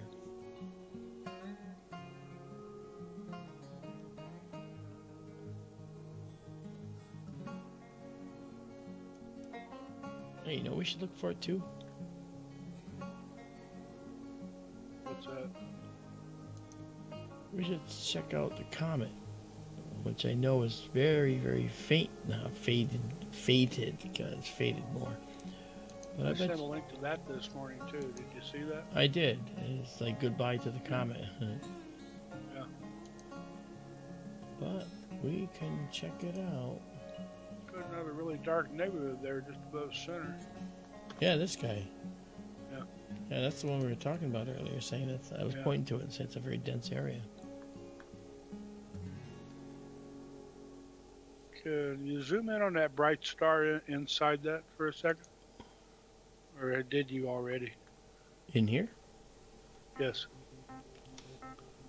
I mean, is that just a star, or is that a reflection nebula, or what? Where are you looking? Right where your pointer is. Right here? Just to the left of your pointer. Right here? Where the bright star Oh, right is. here. Yes. Okay, so far that Okay, looks like a star with just some diffraction spikes. It doesn't look like a nebula. It could be. Looked a little fuzzy before you zoomed in on it. It still does. It looks darker around it than it does in the cloud just to the right of it. Yeah. Some very red stars right there too. Yeah, those are probably embedded in the dust cloud, which is why they look red. You know, for the same reason the sun looks red at sunset. You know, the blue light is scattered, leaving only the red light to come through. And the more blue light that's scattered, sometimes you don't see it. Hubble's Variable Nebula looks pretty right here. Look at that. Yeah.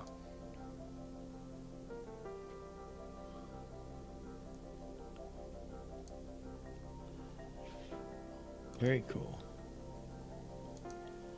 But this is the nebula we're talking about that actually has, it's bordering up against a dark nebula, and it's the star that's actually powering this nebula is inside this dark nebula. It's not visible. Yeah. Which is really interesting. Okay, we're at 11. I'm going to pause this now, save it again,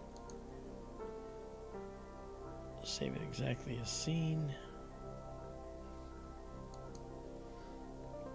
Yep, and yep, there we go. And now, Can you, before you take off, yeah, Bucky asked if that dark area has a designation. I bet it does.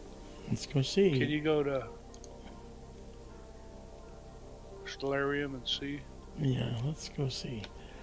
So we go here. And first of all, it's going to be down here. And we're looking at something that's right about here. So let's go bring up some of our dark nebula stuff. Okay, we're going to look at Lynn's dark nebulas and Lynn's bright nebulas, Vandenberg and Barnard. And now let's go see if that shows us any indicator.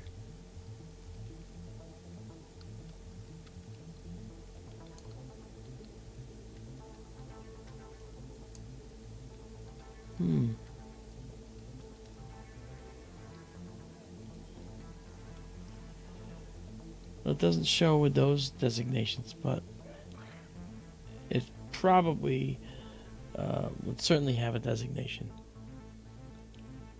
We probably just didn't pull up all of them that are the right ones for what we're looking at. Not a surprise it doesn't. Well, I'm sure there's plenty of. Well, it's probably a sharpless object. How about that? I forgot to put that up. Let's see if it's a sharpless object. Then I noted when you were a little farther to the right earlier Yeah. that it did show drier, right? Yeah, that's what I think that was. Okay, well, we did this, so let's get out of this. It's already been saved. And let's go and pull ourselves up by our bootstraps and head up north again.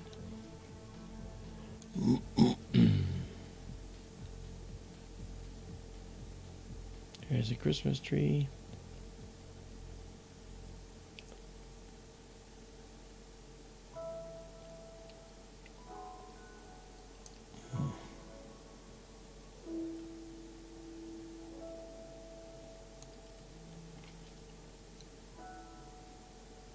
And then we're going to head over to the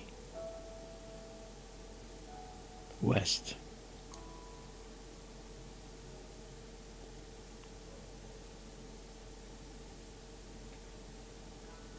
And it's over here where we'll see Dryer's Nebula. I'm gonna just check that.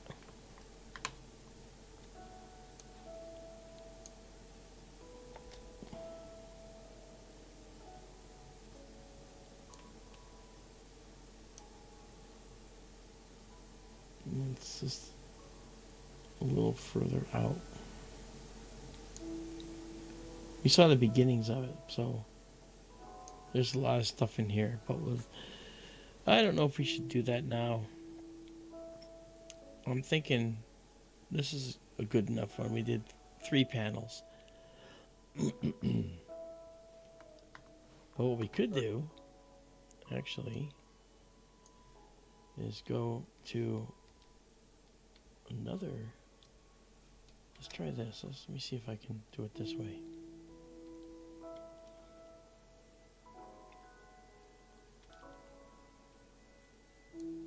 And then go.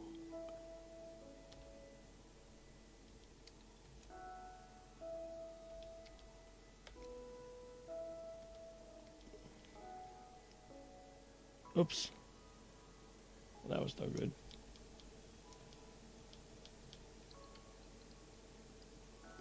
.4811,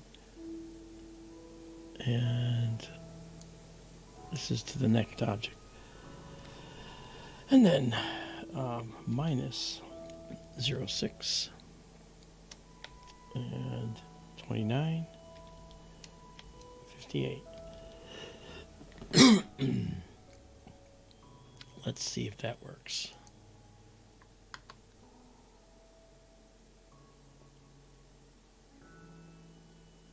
Ooh. Izabela has a Mosaic already. I'm sure she does. She just shared it with me. Yep. You want to see it? Yeah, just a minute. See, I keep forgetting how I get this over to you.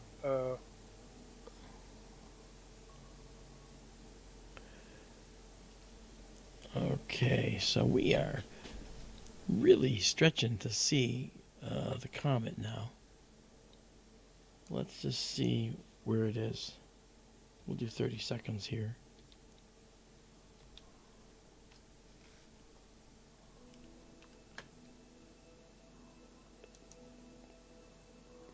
Remember how the comet used to fill our frame? Oh, yeah. Well, no more.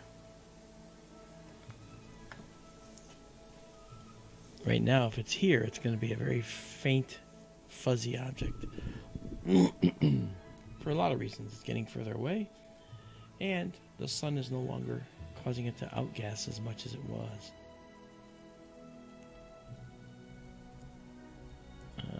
Let's... Where is it?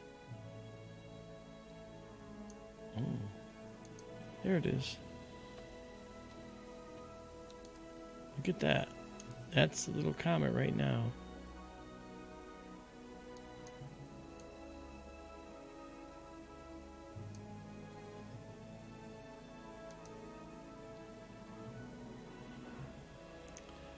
There it is, guys. Little... Hey. Not bad. I just dropped that Mosaic in your chat. You did? Yes. I don't see it. I see the asteroid is the last thing. Whoops. I gotta send it. There it is. Now Okay. it's there. There we go. Thank you. Still looks like the comet, just a little bitty one now. Yeah. There you go. That looks pretty. But that's what we were looking at. Remember that filled this view? Oh, yeah. You can still see a dust tail. Yep. Really something. And that's down, that's to the right or lower right of Rigel, if I remember correctly now. Yeah. If you look where the Down telescope's by- pointing. Yes. It's pointing down. It's almost hitting the other wall, the western wall. Yeah. And what's interesting, folks, if you can keep watching that over time, if you track the comet's position as the comet moves out away from us, as it heads back out into the outer reaches of the solar system, it won't move in a straight line or even a curved line. It will move, it'll make little spirals in space as it moves away from us. Oh, I bet they know why. Yeah. And Halley's Comet did the same thing when it moved away back in 1986. Once it's far enough away, it'll do that. Uh-huh. Why is that, guys? Can you think about why that's true? The clue is, it happens when the comet gets far enough away so that you can't really see its daily motion too well.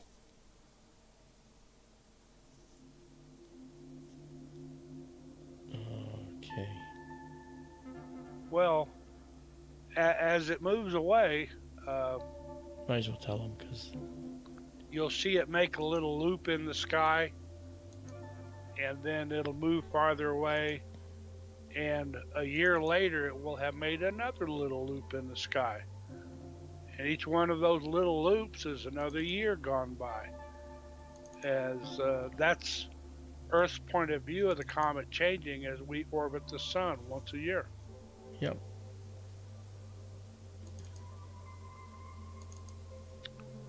Yes, Izabela. Okay, guys, this is the mosaic that Izabela put together for us. This is from well, that's our comet that she did also. Sorry. Okay. So this is what it looks like. Now let me bring it in like this so you can see it. So we got up here and we did this area, and we came down and we did this area. So look at that. That's one giant swath of space. That's beautiful. Really stunning. Thank you, Izabela. Well, thank you so much. It looks really good.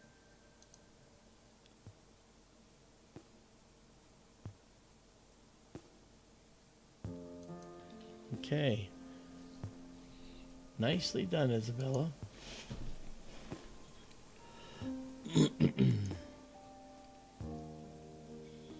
Okay. You can see the edge of the roof is just, or the wall is actually just touching the comet, or just touching the view right now. Okay, so let's go all the way to the other side of the sky where we should go.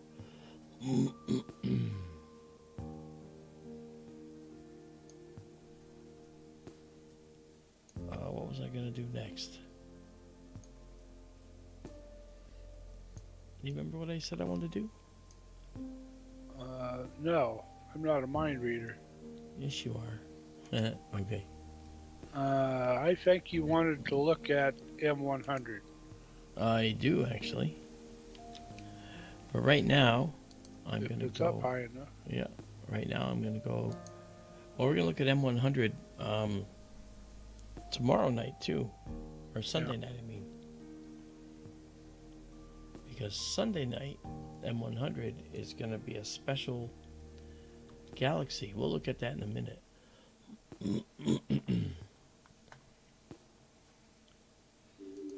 So let's do this first.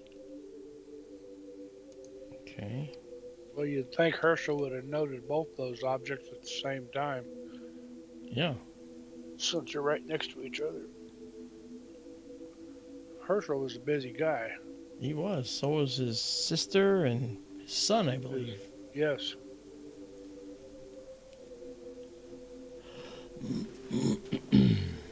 William and Carolyn and John. Son.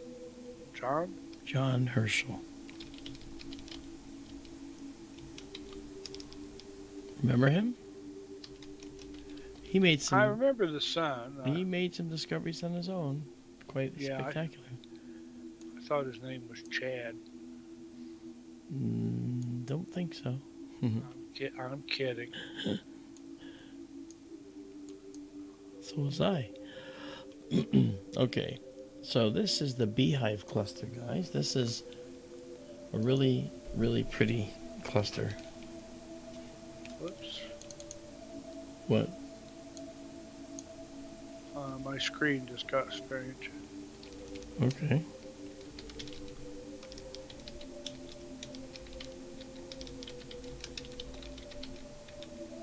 Skype chat got huge all of a sudden. Yeah. Took up half my screen.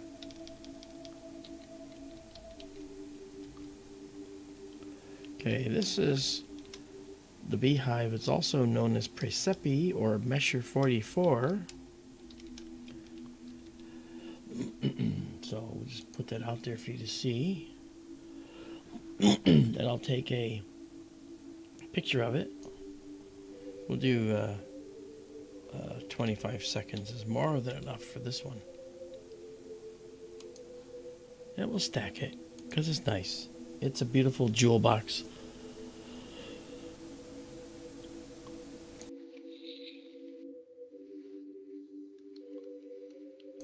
Hello, John Proctor. How are you? Hi, Bullwinkle.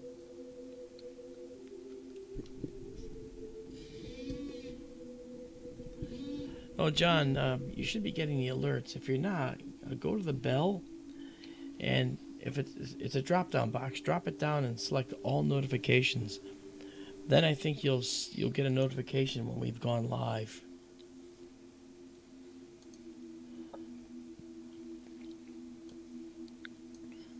Okay, there's Persepi. Look at that beautiful cluster. That is just stunning.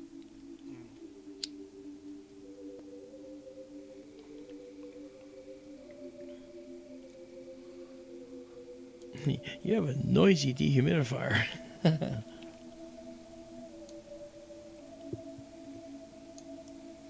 Oh, it just started again. That's all right. It's a few years old, and it started making that noise here recently. And I'll go over and slap it, and it'll stop for a while, then it'll start again. Noisy fan in it, I guess. Yeah.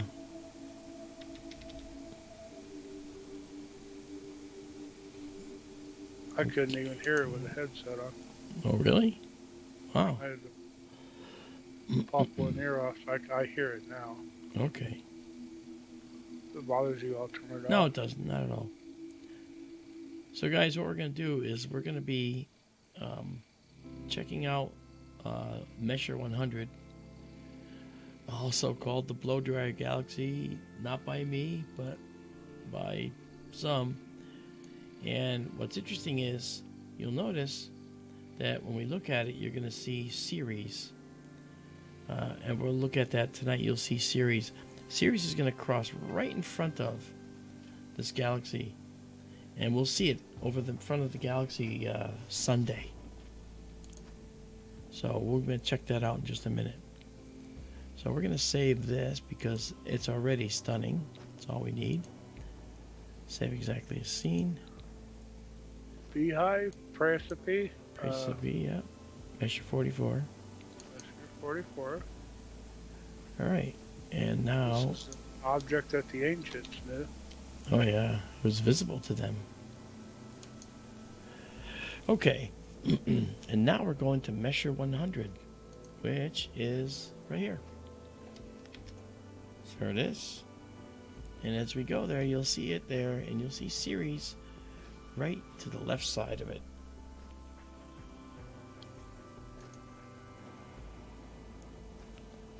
You'll see the fuzz that makes Measure 100 here. I'll go to 300 on this one. Here it is. Okay. Nicely done, Mr. Telescope. Okay. So let's start off by zooming in on this a little bit. Okay. Okay, so that's our field of view. Let's come back to this for a moment. Let's pull out of this. And so you'll see that Ceres is out here, all right? And so we have these stars, then we have Ceres, I think. Not sure, but that might be Ceres right there. I'll have to check. Let's go in and look. The orientation, I think you're right. And then we have NGC, another NGC, which is pretty bright. So let's go and take a picture.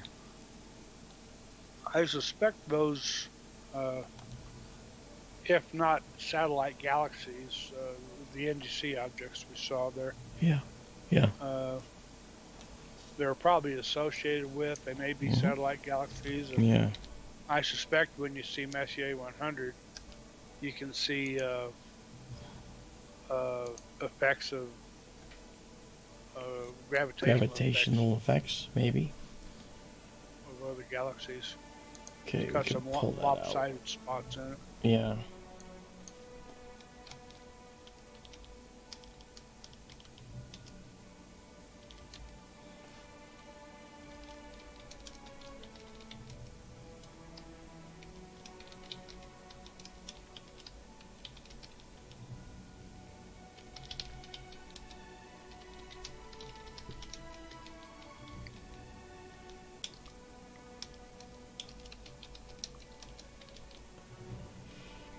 Okay.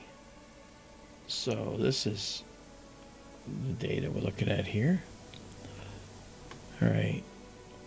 There we go. So that's Ceres right there. That's an NGC object, and that is measure 100. Let's Ceres is actually brighter than the galaxy is. yeah, it should be. If I remember right, I saw this earlier tonight. I want to say Ceres is about magnitude 9, and the galaxy is like magnitude 10.5. Okay. And you see several of the galaxies in the field there. Yeah. And we'll come out and check those out in a minute, but let's first focus on this, because right now you're going to see this get closer.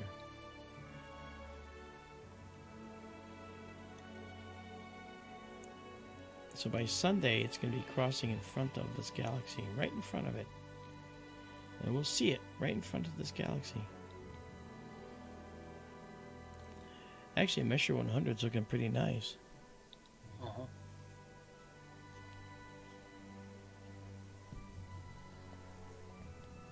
If you look at the nucleus of the galaxy, Compare it. the inner arm on the left side and that outer arm too, they both look sort of elongated to me to the left, like maybe they're interacting with something else over there, maybe that. Yeah. Maybe.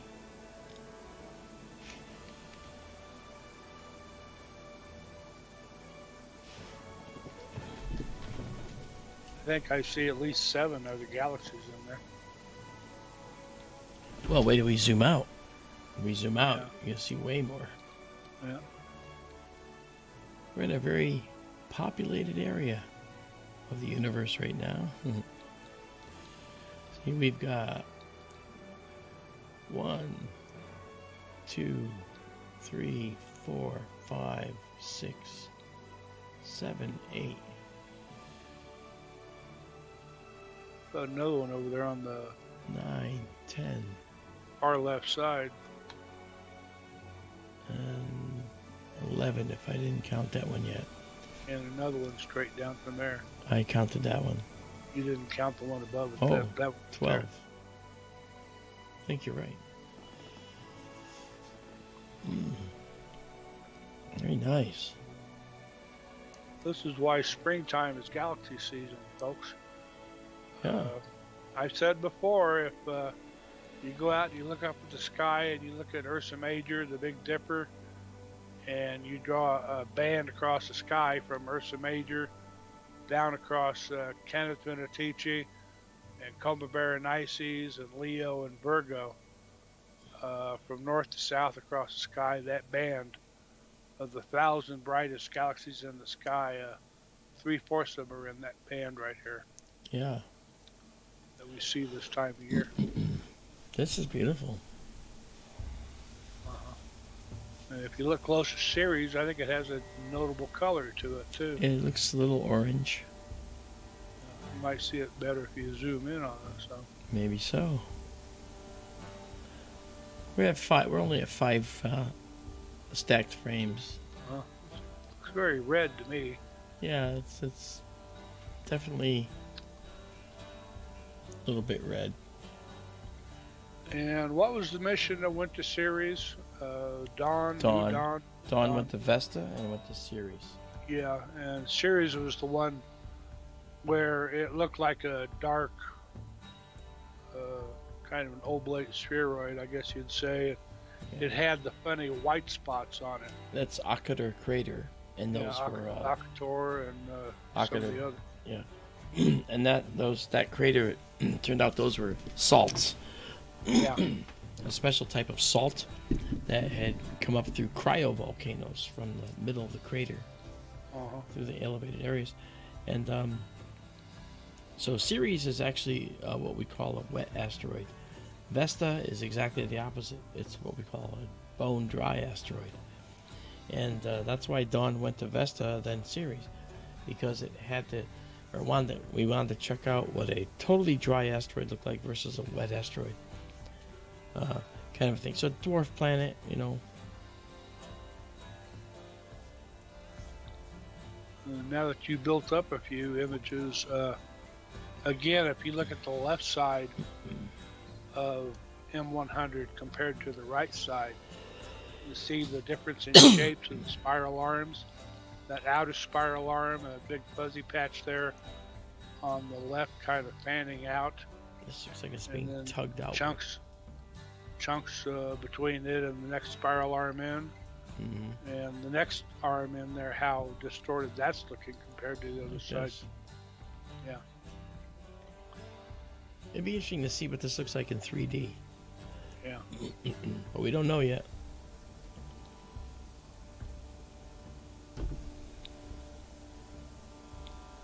A lot going on in there. It's too bad we just couldn't, you know, keep exposing and exposing. We'd watch Ceres make a trail right across the front of the galaxy.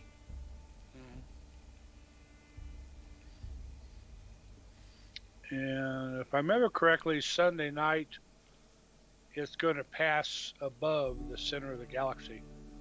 It's going to fly under that uppermost arm and pass right there in that dark area between the outer arm and the inner arm. Right here? Yes. Okay. Well, we will have to see. So remember, guys, we're going to come back and watch Ceres go right through here. Yeah.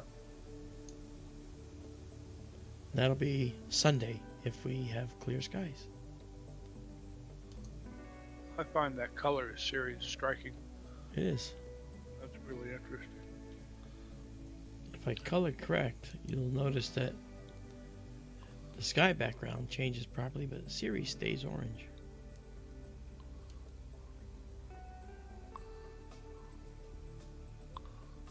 When you see the NASA images of it, they're just, it looks dark. Well, most asteroids are very dark. White spots on it, yeah. But Yeah.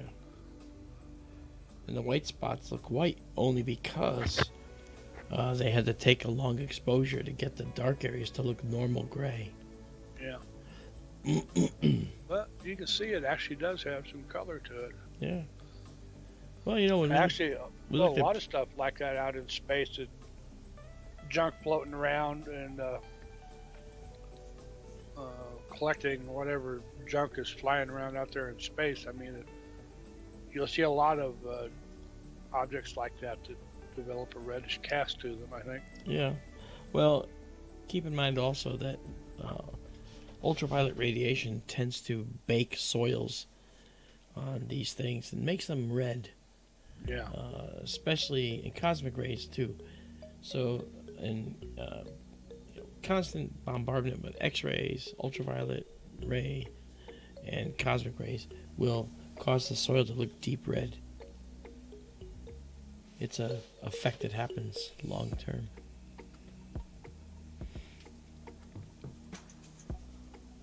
Wow, M100's looking nice. This looks really pretty. It is. Let me try doing an enhancement. I haven't done any of that yet tonight. Well, there we go. So it looks a little cleaner. Very nice. If you kind of avert your vision a little bit,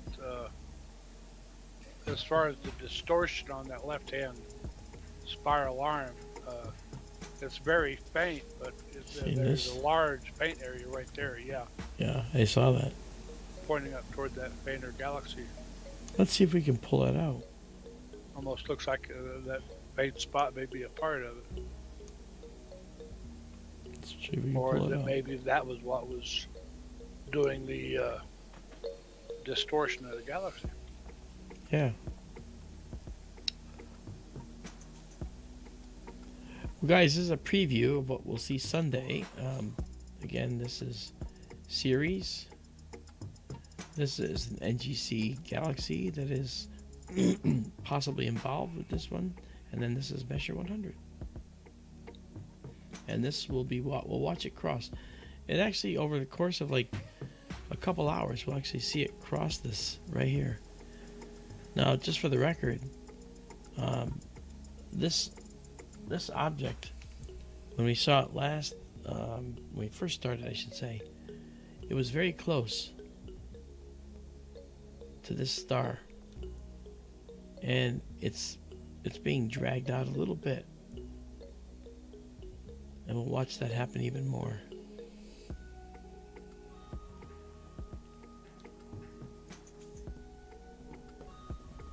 The universe is dynamic. Yep. Izabela says, why is Ceres look red? I'd actually have to look Izabela and see if it's because of the cosmic ray, ultraviolet ray, baking of the soil to make it look like a little bit red. But it's possible. Because we balanced, I did color balance. And even if I drop the red on this, okay, down to now make everything start looking a little green, Ceres still looks red. So it's a real effect. Yeah. We talked about that a little bit a little while ago, Izabela. You might have been gone then. It's not unusual for asteroids and such stuff flying around out in deep parts of the solar system that they get a red cast to them. Yeah.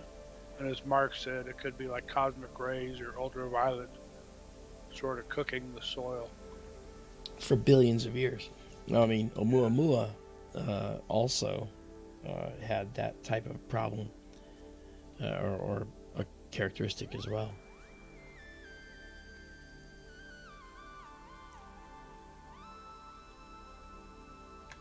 It's a pretty picture. It is. Let's try what this wants to do. That's called a grand design spiral, folks. Ah, that's a good name for it, actually. Yeah. Face on, too. Yeah, lots of detail in there.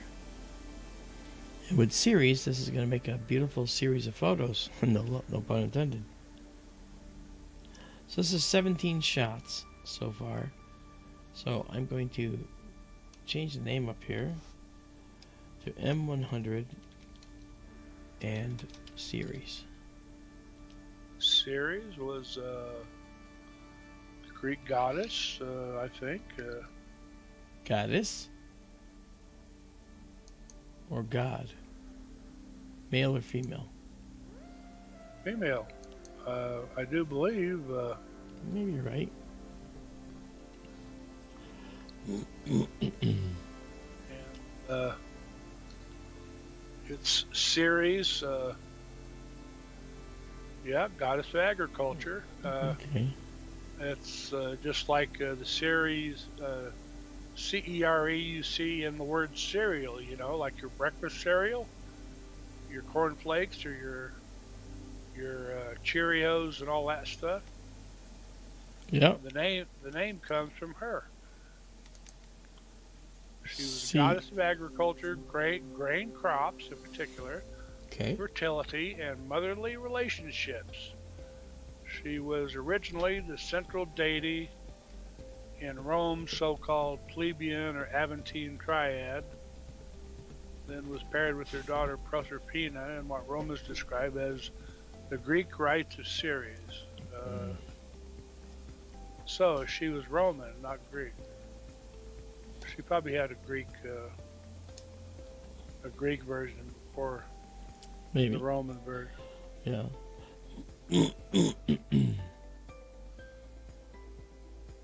Okay, we're at 19. We'll go to 20. So she's the goddess of cornflakes. She's a goddess of sugar pops and Captain Crunch. You betcha.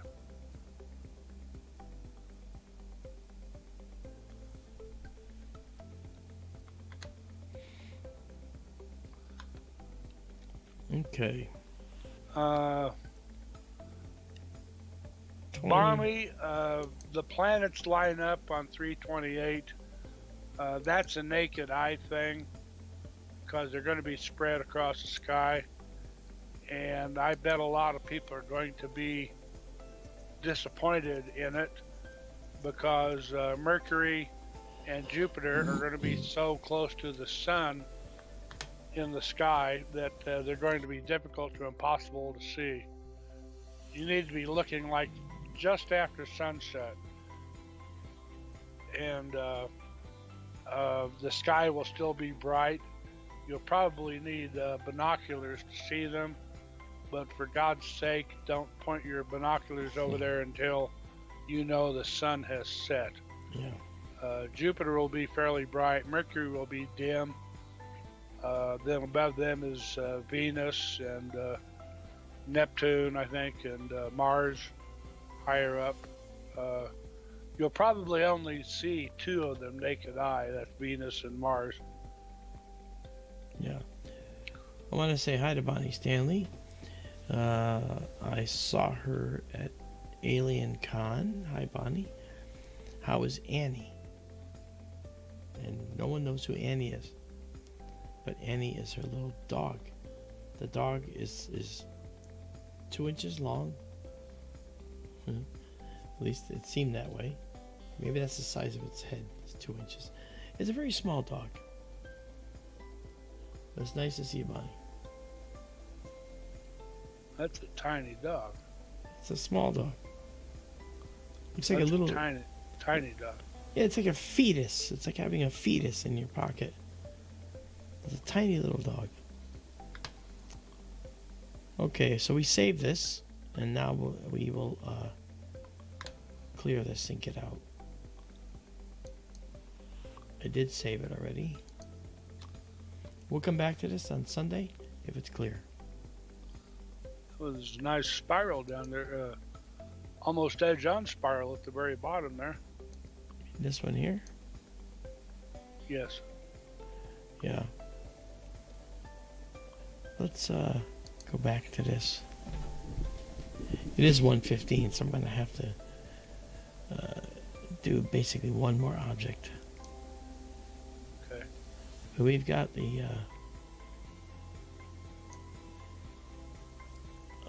oh, I know. We have Markarian's chain.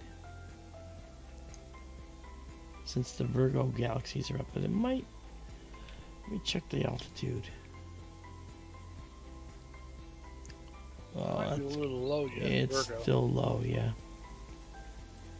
Try 4565. Yes, that's a great idea. I think that's in Coma too. Let's try that. There it is. Bonnie, as somebody said, this is the low power wide field telescope. It's meant for looking at deep sky stuff. Large we stuff, expansive we could stuff. look at planets, but we would see very little. We do have planetary. another telescope that's going to be doing that, Bonnie. Yeah. And that telescope will be purchased and put in a different building, and that's going to happen over the next couple months. All right, let me pull the object ID out. We don't need that.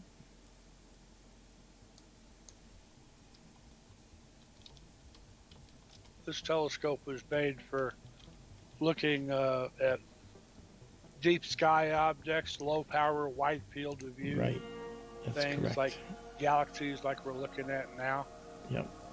And it's not ideal for looking at planets, not by a long shot. No. Like I said, our goal, which we'll be able to do, is to take a look at objects with the high power telescope and then view them with the low power system, this one, at the same time. So you'll get the benefit of seeing the close-up view and the wide-angle view at the same time. Because I will be running the two telescopes side by side effectively.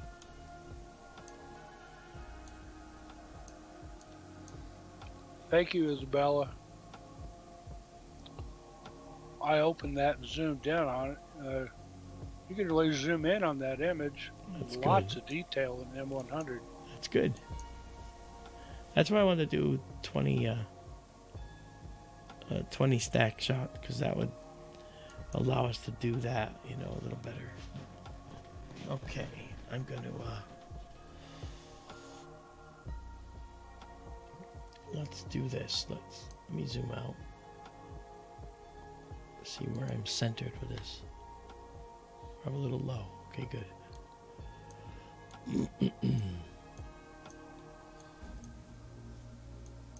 Here we go. That's good. We'll set up now for a 45 seconds again. And we'll wait until we get our guider going.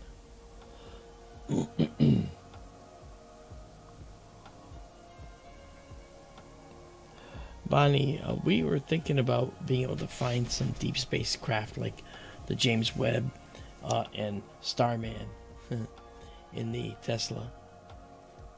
And it's possible we still can. But we'd have to literally spend a significant amount of time trying to nail that down. Okay, let's live stack this. We watched the Webb a time or two, didn't we, when it was on its way out? Yes, we did. Yeah. Well, there's the galaxy. And we will... Oh, sorry. Let me remove. There we go. And then color correct the background to black. This is called the Needle Galaxy. NGC 4565, one of my favorites. It's an edge-on spiral galaxy. It's like when we were looking at Messier 100 was face on to us, and it's like we turned that galaxy edge-on now, and we're looking at it from the side. And if you look closely, you can see just a hair above the very center line. There's a dark line running all the way through that galaxy. And that's the dust of the outer spiral arms that we're seeing from here. But that dust goes in, you know, throughout the galaxy all the way to the core, to the center, pretty much. And you get an idea why they call it the needle. It's an excellent example of a galactic bulge here, and a galactic disk as seen from the edge on position. Marianne is here. Hello, Marianne. Hey, Marianne. How was dinner? This is the last object, Marianne, so too bad.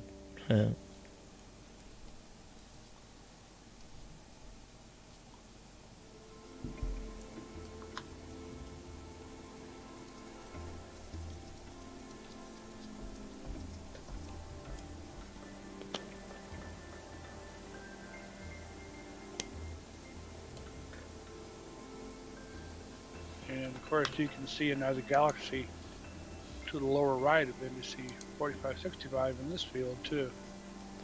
That's right. And I see another one straight up above it, toward the top. A little bitty one. Let me make that one more obvious.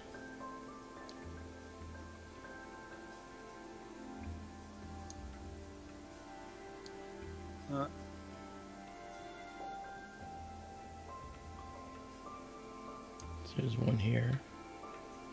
Yep. There's one here. Yep. That one you already said. And let's zoom out to catch the others that may be here. Is that an elliptical right there? Could be. I believe that's an elliptical. Yep.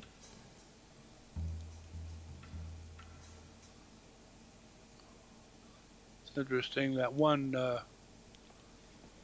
like the upper right arm of 4565 is pointing almost, your pointer is almost right on it. It was. You're not talking about this guy. Yes. Okay. Doesn't that look noticeably bluer than Yeah. 4565? It does. That could be a galaxy that has a lot of young stars in it. Very pretty.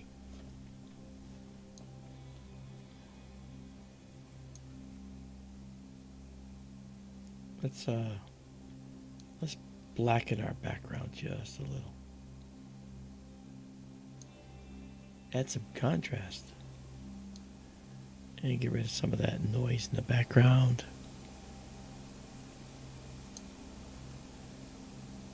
Oh, look at that. Really pretty. You can almost see a spiral arm here. You can almost see an edge of a spiral arm going around here. Let's zoom in a I little. see.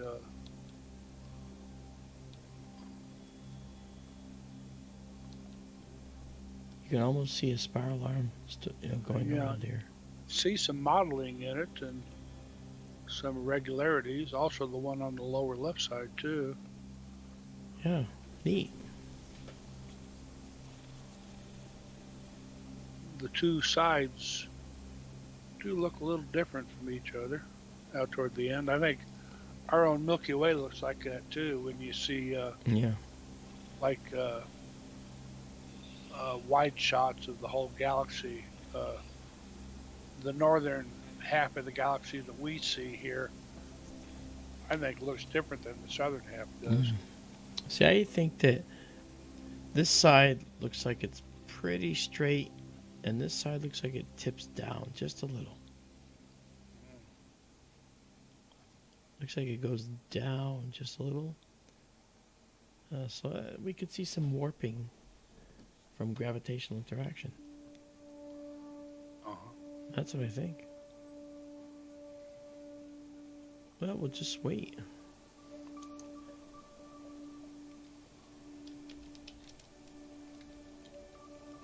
When we look up into the Milky Way in the summertime, the dark nebulosity, we see the big dark bands of dark nebulas, the part called the rift. Yeah. Is just the very same thing as that stuff the dark right there. band you see right there. Same process going That's on. right.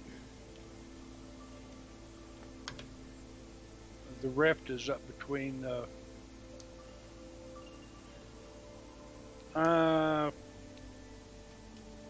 south of Cygnus and down towards Scutum. Yep. The shield. Put that out there for people to see. What did you put out there? NGC 4565 Edge on Galaxy as a label.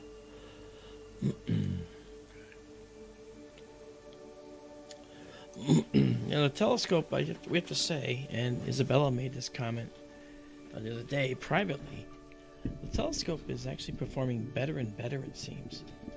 Yeah. And I think there's a lot of reasons for that. Number one, we did clean the sensor, so we don't have any more garbage, ghost slants in the image.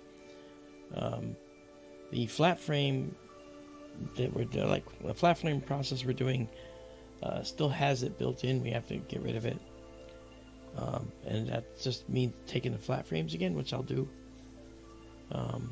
And this image kind of showcases how well the telescope works. Right now, we're at 139% on our sensor. Okay, if we go to 100%, this is the actual sensor size that it likes to be at. So we have a lot more to this side, a lot more to this side on our camera. Right, but this is the native frame size right here. So that really looks good.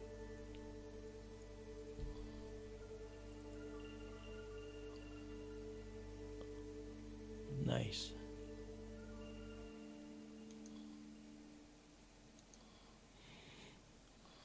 You can actually see the nucleus glowing just below the dark line in the very center, the Yeah. very, very center of that galaxy.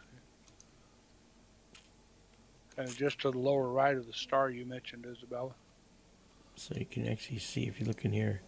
Yeah, it looks almost star-like itself. Yeah. Really nice.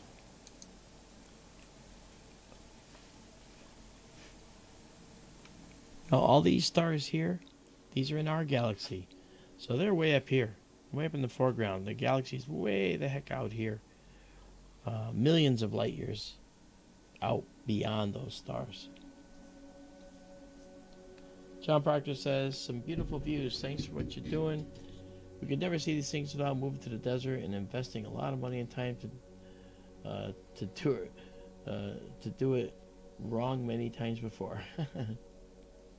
Well, thank you, John. Yeah. We're getting it right. Yeah, you're getting it right. I got you. Correction there. Well, thanks very much, John Proctor. It's great to see you here tonight. Thanks for coming. RJPX says, upper right of the galaxy, just up from the core, there's a star, that reddish point. He's talking about this right here. That's correct. That may be, I'm not sure, but it could actually be a hydrogen emission region in that galaxy. I'd have to check that out and look it up. Mentioned that earlier. Yeah, I was really curious. yeah, I wondered what that was. I'm trying to see. We'll zoom in and see if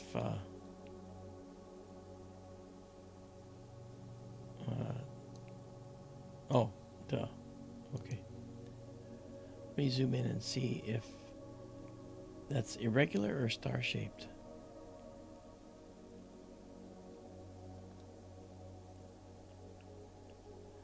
Well, it's kind of star-shaped, but you can see some hints of red emission nebula in here. That might be a foreground star, an M-class dwarf. You know. It's interesting when you really push the zoom there. Yeah. How much detail you can still make out. Yeah, we're like 277%. Yeah. Now, if you see just to the right of that red spot we were talking about, there's another one slightly dimmer. Okay. Made me wonder if it isn't a big H2 region You or have to something. check it out. Well, let's turn off the sharpener. Okay. And the unsharp mask is that. Let's put it back on. There's also one to the lower right of the nucleus of the galaxy, at the bottom of the dome. I mean here? Yes, right there. I'm not sure if that's actually a star. That might be a star in the foreground. I can't tell. Interesting, though, I'll tell you. Now, you know what I find interesting? And some people may not agree with me, but you look at this galaxy and you wonder, is there any creature, being or otherwise, in that galaxy looking out at the Milky Way going, I wonder if there's anybody looking at us right now? You have to wonder. This is an established galaxy. It looks like this galaxy's had a fairly quiescent evolution where not a whole lot of interaction has occurred that could cause some serious problems. And you wonder whether or not beings could have evolved in there. I think it's very likely, because within our galaxy we have a reasonable chance, I mean more than reasonable, that there are other civilizations just in our galaxy. Right? So we look at this galaxy and maybe there are evolved beings that are advanced who are looking up in their sky, considering that they may or may not have eyes. But I do think that eyes are a universal template, and the reason I say that is because every single creature on the planet that we know of, other than the dark dwellers, the ocean floor and in caves, have some form of visual receptors. So clearly that's an evolved trait that is successful because almost every creature has it or had it and lost it because it didn't have to use it. So that's pretty interesting. So they would have eyes of some kind. So interesting. All right, we'll do 20 on this and then we'll call it. I just posted a link to a close-up on the galaxy. The view is inverted, what we're seeing in your image. Okay. So that red star we saw at the upper right is the lower left. Okay. In the picture I linked to, and it is a star. Okay, so it's a foreground star. Yes. All right, but you can see some mottled red in here for what's probably H2 regions in this galaxy. Oh, yeah. Yeah. Ton of them if you look at that close up. Yeah. A lot of blue regions too. Star formation regions. Yeah. Or OB associations, whatever. Some very blue ones. Yeah, see, RJPX also says he camped out at one point and he was in North Carolina, Stone Mountain State Park. And darkest night she's seen in a while. I think your mail promised to tell me whether you are or not, so I don't make the mistake. And said it did give them a sense of something looking back. I agree. It's not just other galaxies where they'll be looking back. You could be looking at stars that have civilizations around them too. We just haven't found them. That's very possible. Very, very possible. Wow. All right. Well, I did a little extra, but we're going to save this. It's been named. Save it exactly as seen. We know the object, so we'll pull that out of there. Come here, you. And wonderful. Very good. And let's zoom out to the full extent. This is almost the full extent. But there we go. Here we are. So the light that hits our eyes tonight from this galaxy, here's the weird thing. We could be the only ones on the planet who are seeing that galaxy right now tonight. And the light coming from that galaxy. And once we close up for the night, no one might be seeing it. We might have been the only visitors to this galaxy's light tonight. It's pretty cool.